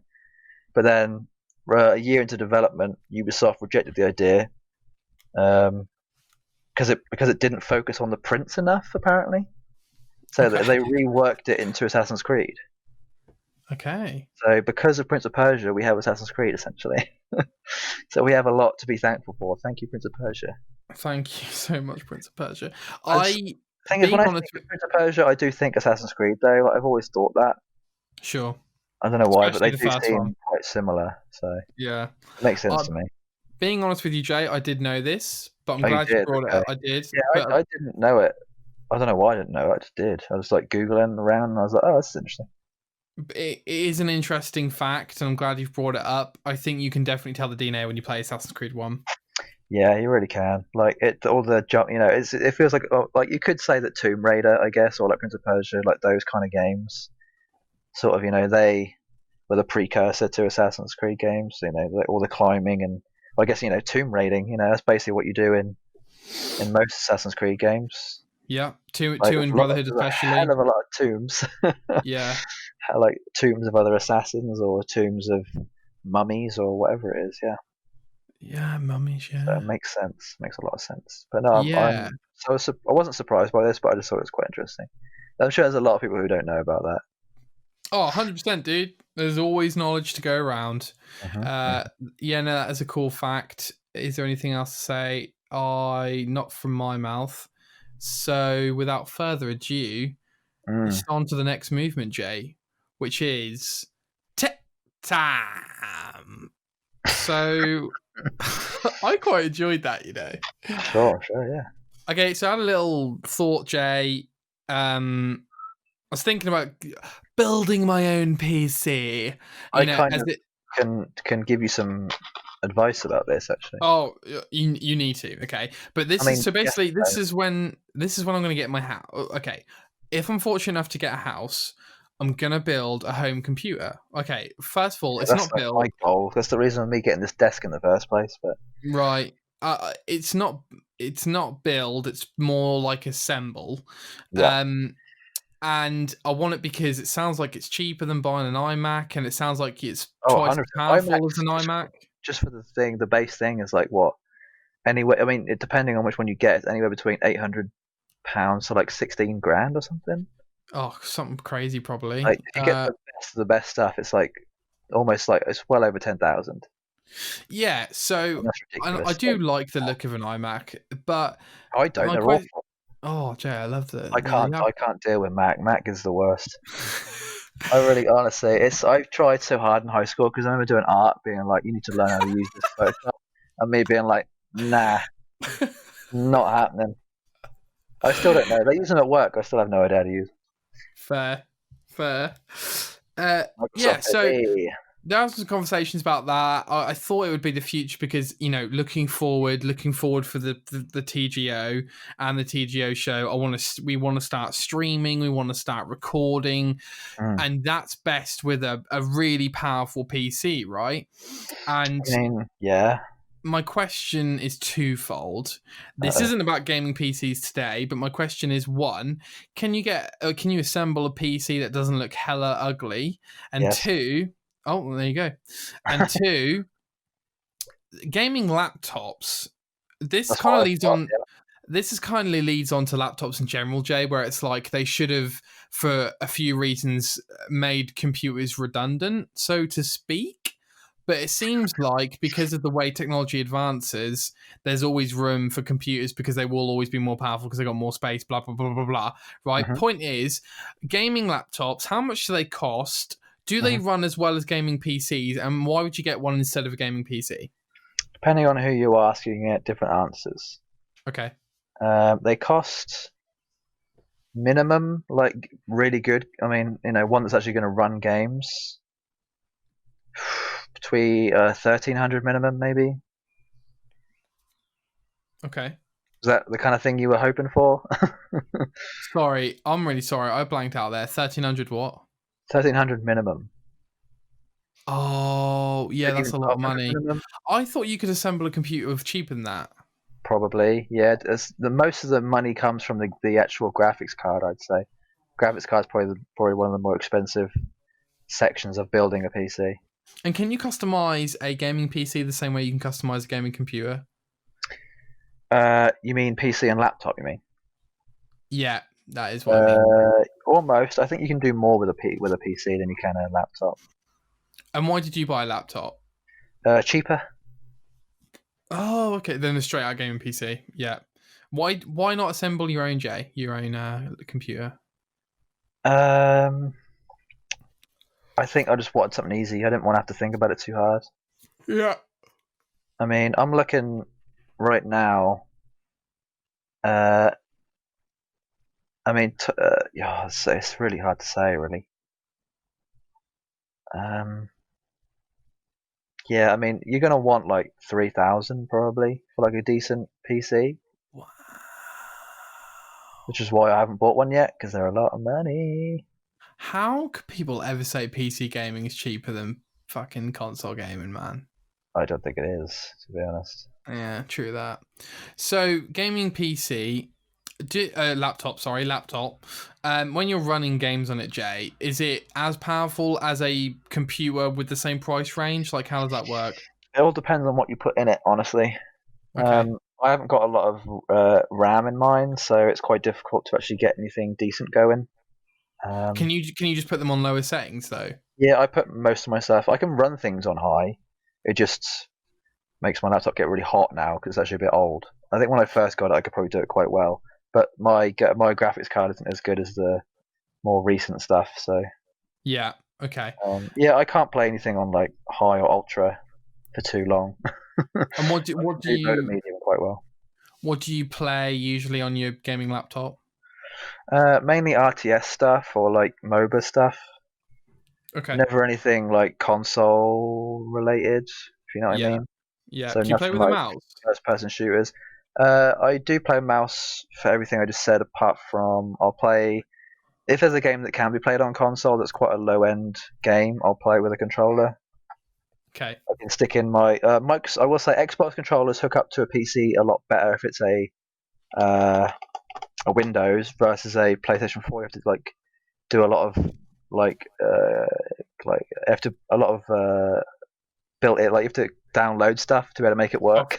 Yeah, sure. Which I've tried and failed miserably. So it's a lot easier. Like literally, you can just plug in an Xbox One controller and it'll work pretty much straight away. So mate, I thought PS4 had Bluetooth. I don't even know. I haven't really haven't tried. Oh, Jay, I literally did it to my phone the other day. I don't know. First time I did it, it's amazing. I probably didn't think about it initially when I was. I mean, I don't really matter because I obviously had an Xbox controller as well. Yeah, so sure. it doesn't matter which one you choose. And how much do you play your gaming PC, Jay, on a How much do I game on it? Yeah, monthly basis. A monthly basis? Let me turn my light on. It's getting a bit dark in here. Honestly, it depends on the time of year. I usually play it during the winter a lot more, I will say. How come? Comfort food? I don't know. Maybe like my mood is just different during the. I usually play maybe during the winter and the summer on my laptop, and then all the other like spring and fall or autumn is usually for console. But it just depends on what's coming out. Like I'll only really play on PC if there's like a new thing for like Civilization or Total War 3 Kingdoms, anything RTS based. Actually, I do have Fallout 3 and Fallout New Vegas on my laptop. I can play those pretty well. Dude, that'd be awesome. Yeah, they're not too bad. Do you ever go back and play Fallout 3? Yeah, sometimes. Cool. Do you still have stuff to do in it? Yeah, tons of stuff. Do you pick up where you left off? Most of the time I'll start again, just because the initial couple of hours are really fun to do over and over again. Jay, I don't know if I told you this. I think I have. I think I've said this story multiple times actually. But when I first got Fallout 3, swear on my life this is true, I played through the beginning of it 3 or 4 times before I actually started the actual game because I liked it that much. It is. It's very fun. They do that on purpose, obviously, to make it so you can, fall in love with it, I guess. Yeah, and I also, to be fair, part of it was I don't know what skills I need to do because I don't know what the world's going to ask of me, if that makes sense. Yeah, that's true. Yeah. So that was part of it as well. So, Jay, have you played Halo Wars or Halo Wars at all? First one, not second one. Do you like the first one? Yeah, I liked it a lot. Oh, good man. It got boring kind of quickly. Sure. But it was fun to play with other people, definitely. It seems really basic for things that like you RTS experts will play a lot. Yes, it's a casual version of RTS games. I'm much happy in the with same way that Command and Conquer was kind of that, but Command and Conquer was a little bit more, took a little bit more experience. What happened to that franchise? Did you ever play it? Yeah, so people wanted there to be a new one, and then they came out last year with, oh look, we've got a new mobile game, and everyone basically crapped on it and said, what are you doing? Why are you doing mobile? Fair. Which, is, I guess, a good thing to say, a warranted thing to say, because it wasn't. I mean, I think it came out actually, the game, and it wasn't that good. So very basic. I watched a documentary on NoClip called for Creative Assembly shortly after. I think I don't know if I mentioned this on the show. Shortly after you told me about Total War 3 Kingdoms that you were playing, and a great documentary, of course. It was interesting because I learned about the whole Total War franchise. So I never got the chance to ask you after I've seen it, Jay. How complicated is the moment-to-moment gameplay? Because it looks very complicated from the outside looking in. I try to play it as basic as I can, just because if I want to do the more complicated stuff, it would probably. I don't know. I feel like I like to play quite quick games of RTS. Sometimes it depends on the game. Like Civ 6, I can sit down and play like a 6 to 8 hour campaign, right? Yeah. Other times they can go for hundreds of hours, just depending on how long you want it to last for. Okay. But I prefer the sort of anywhere from 2 to 8 hour campaign lengths. Yeah. Every time I do one, but you can go for as long as you want, really. Okay. And I do a similar thing in Total War, just depending on it's sort of what I'm in the mood for, really. But yeah, that you can play it slightly basic, like you can sort of auto battle like, in Total War games, which you can. There's like a bar that shows you like whether you've got a greater chance or lesser chance, or like a very high chance of losing. So if it's in the green, it's worth just doing auto. But if you want to play each battle for how it is, it will obviously last longer. So, if you want to be more in depth, you definitely play the battles. But if you don't, then you can get through it a lot quicker. And I tend to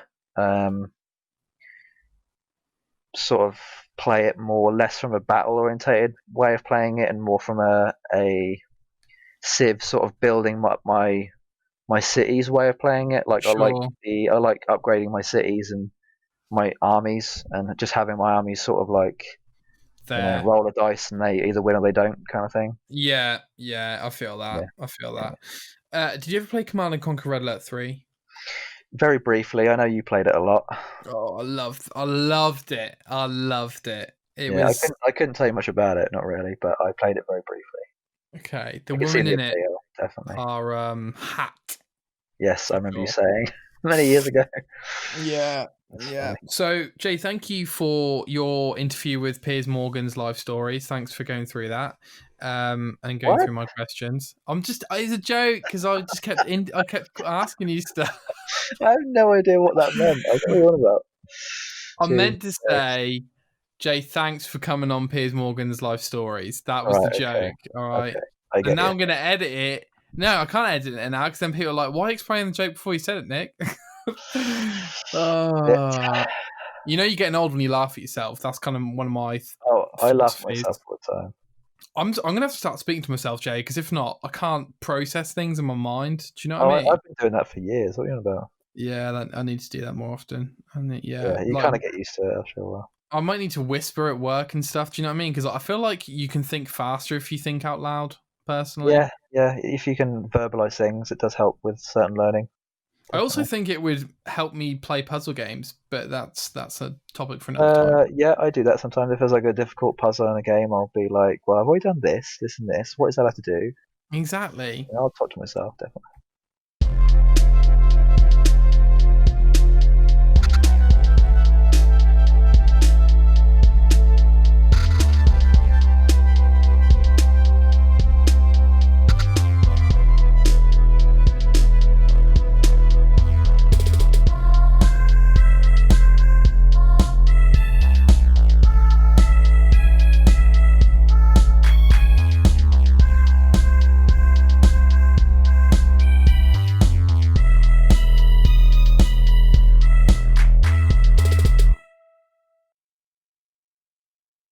So, Jay, next and penultimate. Hold on. Yeah, penultimate movement of the show. I'm quite excited about what this is going to be. It's time for a debate, Jay. Is a debate if we both agree on the same thing? I feel like does one of us have to play devil's advocate here, or is it just like more of like a yes? This is not at all, mate. This is. I was just about to say the debate for this week is to debate.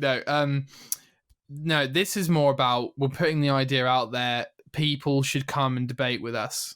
That's the idea. Gotcha. They should debate for, debate against. Any constructive, not constructive. Everyone says that.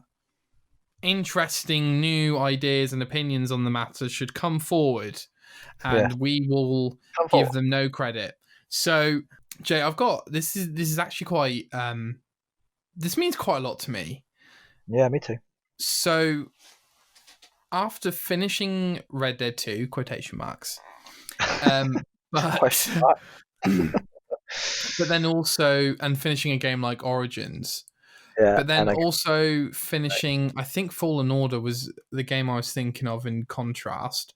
My concept today for you, Jay, is the way a game leaves its mark on you, or the way you leave a game, can forever change how you remember that game in a good and bad light.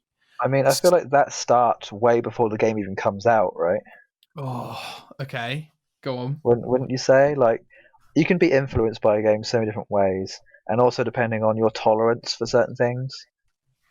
Like, if you're not very tolerant, or it's a bit of a pet peeve of yours for a game to be marketed a certain way, when in reality it's actually something completely different. So maybe you're like completely hate the way the game has been perceived, marketed towards you, and then you actually play it one day and you're like, oh my god, this game's completely different to what it was actually like shown as. So you sort of like hate yourself for that, and then that leaves you with like a bad taste in your mouth, and then you end up hating it more. Okay, yeah, sure. That can happen. I couldn't give you an example. I just know it has happened before. I see what you're saying. I was thinking more of I was thinking more of my journey or our journey with the game as you play it, depending on when you leave the game and depending on when you consider you finished with the game, can change whether you think good or bad about it from when you finish it. So the example I have is, I'm sure it wasn't Fallen Order. There was a bloody game that I finished that I was like, oh yeah, I'm gonna. Okay, anyway, I'll use Fallen Order. I finished Fallen Order in like what, I don't know, a week and a half, something like that, 2 weeks. I think I did it in like 2 days. Probably, and I loved it. I think you're right, actually, and I loved it, and I will forever look back on that whole game and its experience it provides in a really positive light. Okay. Yeah, positive, definitely. This is where it goes wrong. Oh no, you have something bad about it, do you? No, I have something bad about Red Dead 2. Okay, yeah, I know about that. We kind of already know about that, though, don't we? We do. So I'm not going to go into like huge detail. I'm just going to say that I love the game, but now that it's driven me to the point of insanity, now when I think about it and think about my feelings towards it, it's a negative feeling, right? It's a negative feeling. Yeah, I know exactly how that feels. Yeah, you sort of you left it on a bad note, really. Yeah, man. It's like I've dumped the girlfriend. I reckon if you'd stopped playing it maybe between 5 and 10 hours less than you have done, you probably would have left it on a more positive note, right? Mate, try 30 to 40 hours. You know what I'm saying? Okay, even 30 to 40, yeah. No, but you're right, Jay. The thing is, though, I guess if you want like a silver lining, you could say that you at least that time wasn't spent, wasn't in vain, because you at least you tried, right? You had so much hope that it could possibly be better than what you were feeling at the time, so you stuck it out long enough to be able to get there, right? Yeah, you're right. So at least you can take solace in that. Is that the right word? Yeah. You can have some level of silver lining from that, I guess, right? So yeah, I'm guessing I've learned my lesson. Potentially help. Yeah, again, yeah, it's a lesson, isn't it? You can just don't do it again. Don't have that much hope in a game. Yeah, I should have left it. I should have never picked it up again when we had a lot of time on our hands. That's kind of my thought. But it is what it is. Have you ever had a game like this, Jay, where you've played it so much that you've, by the time you left it, you loved it, but by the time you left it, it just left you feeling like, oh my god, I never will see this game ever again. Kind of, I guess, with Monster Hunter. Okay. It's probably a bit of 50-50. It was like I left it feeling disappointed in myself because I knew there was still so much more I could do. But then I left it also being like, I've already put 150 hours into this game. I've done, as much as I want to do without me starting to pull my hair out, which is, I guess, where you probably were at a certain point with Red Dead. So I think I might, if I'd spent an extra couple of hours on it, I probably would have been in the same position as you are with Red Dead. But I think I left at the perfect time for me to not feel like that as much. If you see what I mean? Yeah, and will you ever go back to it? Probably not. I think it's too big at this point. I think I've missed too much at this point. Okay, fine. I was going to ask, when do you think that threshold is? What, the threshold of... like, I've missed too many DLCs, etc. It depends on how much there actually is and whether you've missed enough for you to not be able to get the things that you would have got if you stuck with it. Does that make sense? Like, there's certain games that have DLCs that are like on a timer, essentially. Sure. That are like, maybe even with like Borderlands 3. Seasonal events. Seasonal stuff, If there's just seasonal stuff and you can only get things on a certain date to a certain date and they'll never happen again, then yes, I won't ever go back to it because I've missed too much and I'll feel like it'll just sort of ruin it for me a little bit. Okay. I mean, there's probably some exceptions, but it depends on the game. But yeah, that threshold for Monster Hunter for me, honestly, part of me thinks I probably should have come off of it maybe 10 or 20 hours before I did, and I probably would have been happier. Was this endgame material that you're playing through? Yeah, this was like 30 hours into endgame. This was like 150 hours I'd finished. It was like when I came off. And I think I'd probably finished it somewhere around like maybe even like 90, 100 hours. So wow, okay. Maybe even before that. Yeah, I think if I'd come off at like 120 hours, I probably would have been happier. You never played the Iceborne DLC, then, I take it? No, I came off way before that, I want to say. Yeah. Okay. Fair. I'd say that's my example, though. Yeah, I'm not too butthurt about it. I think I've actually, like they say with most things, time heals all wounds. If you spend long enough not worrying about it, you tend to just, not feel as bitter towards it. Essentially. Yeah. Don't donate time I towards imagine it. that'll be your situation. You'll feel less bitter about it. It depends on the severity of the bitterness. Trying to pronounce my T's. The severity of the business. The severity of the bit. Yeah, no. Severity of the bitterness. Yeah. Severity of the bit. No, yeah. Like, there's some things that have happened to me in my life where I'm still not over it because of how severe they were. But there's other things that obviously, if with Monsanto, obviously wasn't severe enough for me to be worried about it anymore. So it's a daily challenge for me to not get caught up in the past, and I think you're right. The less time you donate towards the past, the less time you'll be worrying about it. Let's just move on. I'm making it sound like it's an actual issue. It's not, but I did put a lot of hours in it. Yeah, exactly. You put that much time into something, you expect to have a feeling for it. So yeah, I think that's fair. Yeah, exactly. Thank you for your contributions, Jay. That has helped a lot in my perspective. Yeah. Jay, anything else before you'd like to move on to the last movement of the show, which will be what we're planning to play? Do I want to say anything else about games leaving a positive or a negative experience on me? I want to say while you're thinking, thank you for your contributions for the news stories and the Prince of Persia fact, because I thought you did a great job this week. Thank you. That's helpful. Oh, good. Real good. Yeah, I don't know, actually. I mean, I guess you could say that there's games that have an effect on you that are almost like music in the way that they give you anger. I mean, in the sense they can get you through certain things, I guess. Like they can be quite healing. Yes. But I'm trying to think if there's games that have made situations in my life worse. And I don't think there is. I think the reason why we play games or watch TV shows or anything entertainment-wise is obviously to escape in some way, right? So I feel like games are on some level like a medicine, but some medicines can obviously make you feel worse before they make you feel better. So Jay, that is literally a point I've never heard before. I have heard that analogy of games or escape. I have never heard someone bring up the point that have they ever made your life worse. That is such a great point. Yeah, but you could think of it like I said about how there's a lot of medicine that makes you feel worse before it makes you feel better, right? So sure. I think the way you can think about Red Dead is at this point it's made you feel worse now, but in the long run it'll hopefully make you feel better because having learnt the lesson of not making that mistake again. Yes.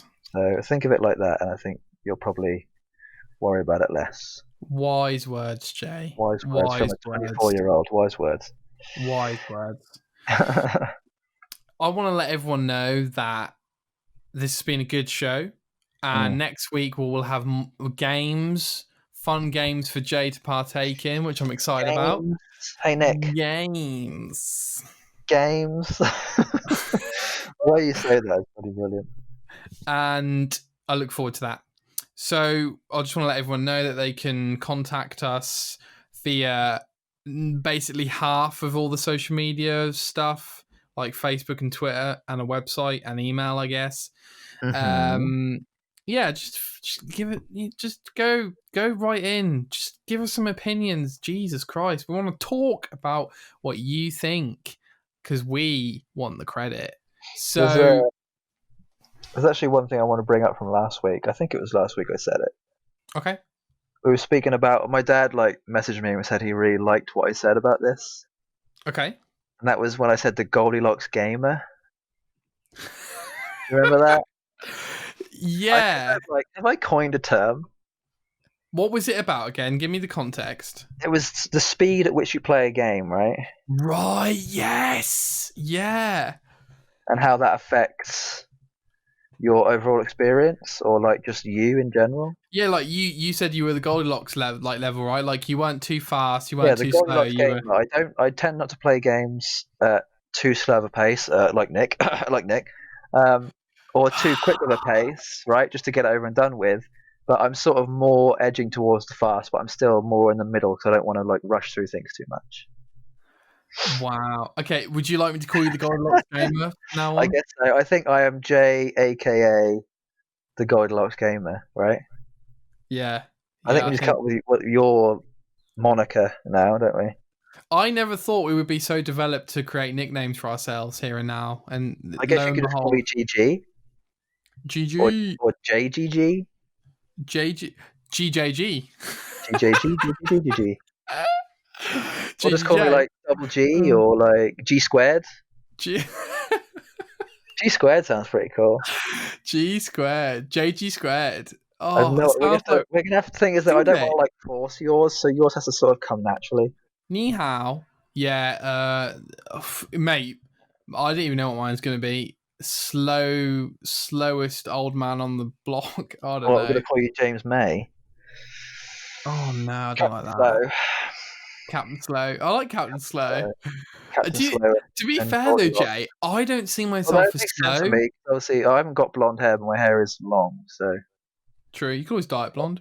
Well, you can always bleach it. Blonde. There we go. Yeah. Bleach it like Leash in the high school. Wow. Yeah. Didn't say a second name. Didn't say a second name. No, and I didn't either with mine. She is on my other podcast, so it's kind of ruined anyway. She is? Yeah. You tell me, how have you not listened to it, dude? Is it a recent one? Nah, it's like March, maybe. No, maybe before that, February, January. Fuck, how did I miss that? How did you miss that? I don't know. I still need to listen to the Ben one. Nah, no worries, man. Obviously, you'll be on it at some point. Obviously. I guess, yeah. Obviously. But we have a weekly one, so we've already done twice as many podcasts, if not triple, as the other one. So, you know what I'm saying? Oh, yeah, you have. I did see that. I just obviously, don't know, it just left my mind. Yeah, that's cool. Don't worry. What was I going to say? Yeah, I mean, thank you, Jay, for your time today. I've had a good time. If you had a good time. Yes, I've gotten a lot off my chest. I feel less anxious now. Good. Although I'm kind of like, if there was with the whole Goldilocks thing, I'm sort of slightly less, but I'm more towards the slow than I am the fast on the Goldilocks scale, as it were. Okay, sure. I'm taking it a little bit slower, like not too slow. Like I don't know how long the game doesn't feel like it could go on forever, but it also does at the same time. Well, I don't consider myself slow, Jay. That's the thing. I know you don't, but I don't think you're slow either. I just think you're cautious and thorough and meticulous. Yeah, there's a lot of work slow. But I'm definitely not the most meticulous, right? Because like I wouldn't. So, for example, in the Final Fantasy X, I wouldn't speak to every person multiple times to make sure I get all the dialogue options. Exactly. Yeah. Would you? I'm trying to think, right? So your ultimate goal is to get all the achievements for Odyssey, right? Yeah.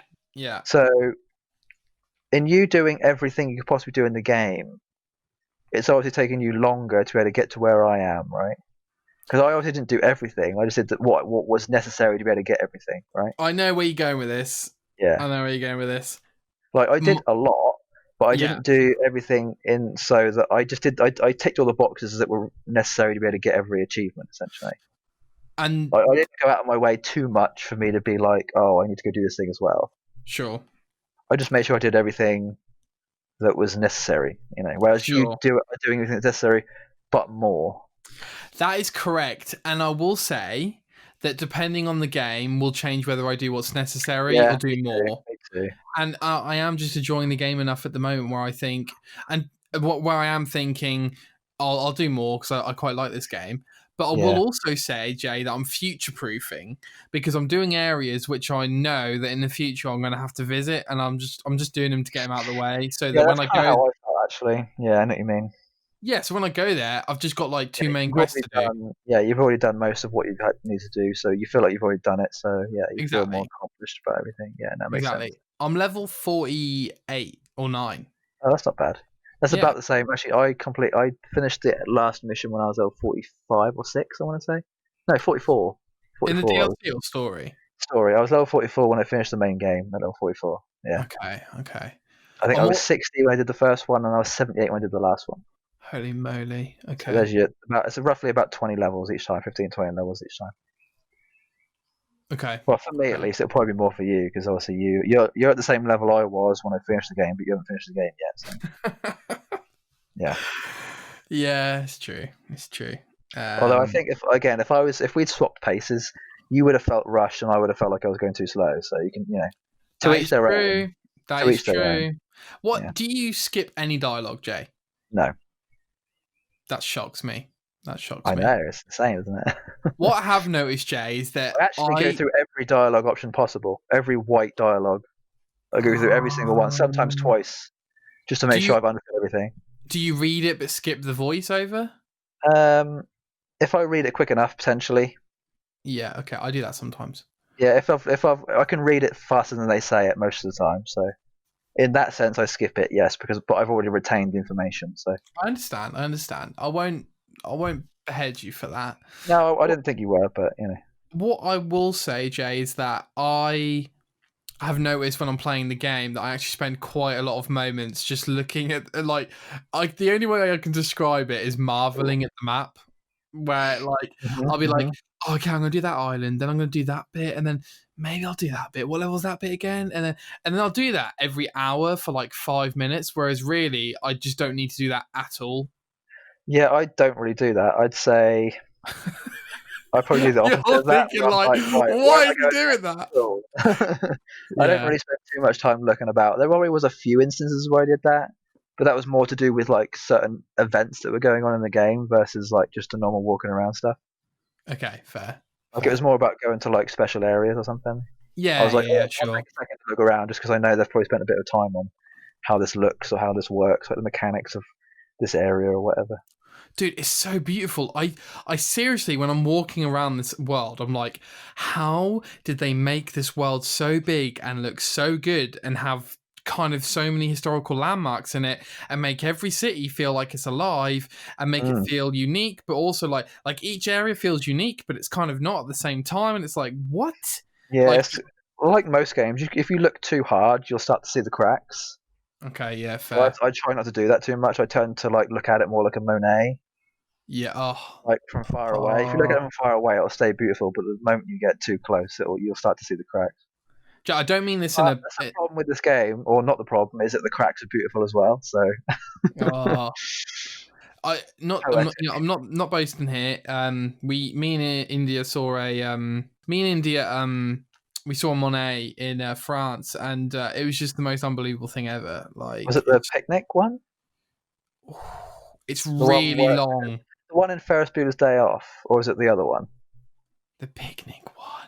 Yeah, it's a really bright. It's all the little dots. Yeah, I know that we did look at that one actually. Yeah, but no, we did. I know you're talking about the one in Family Guy with the Stewie joke where it keeps zooming in on him. Yeah, so the one you saw was a pond with lily pads and right. It's 40 foot long, 42 feet long. Oh.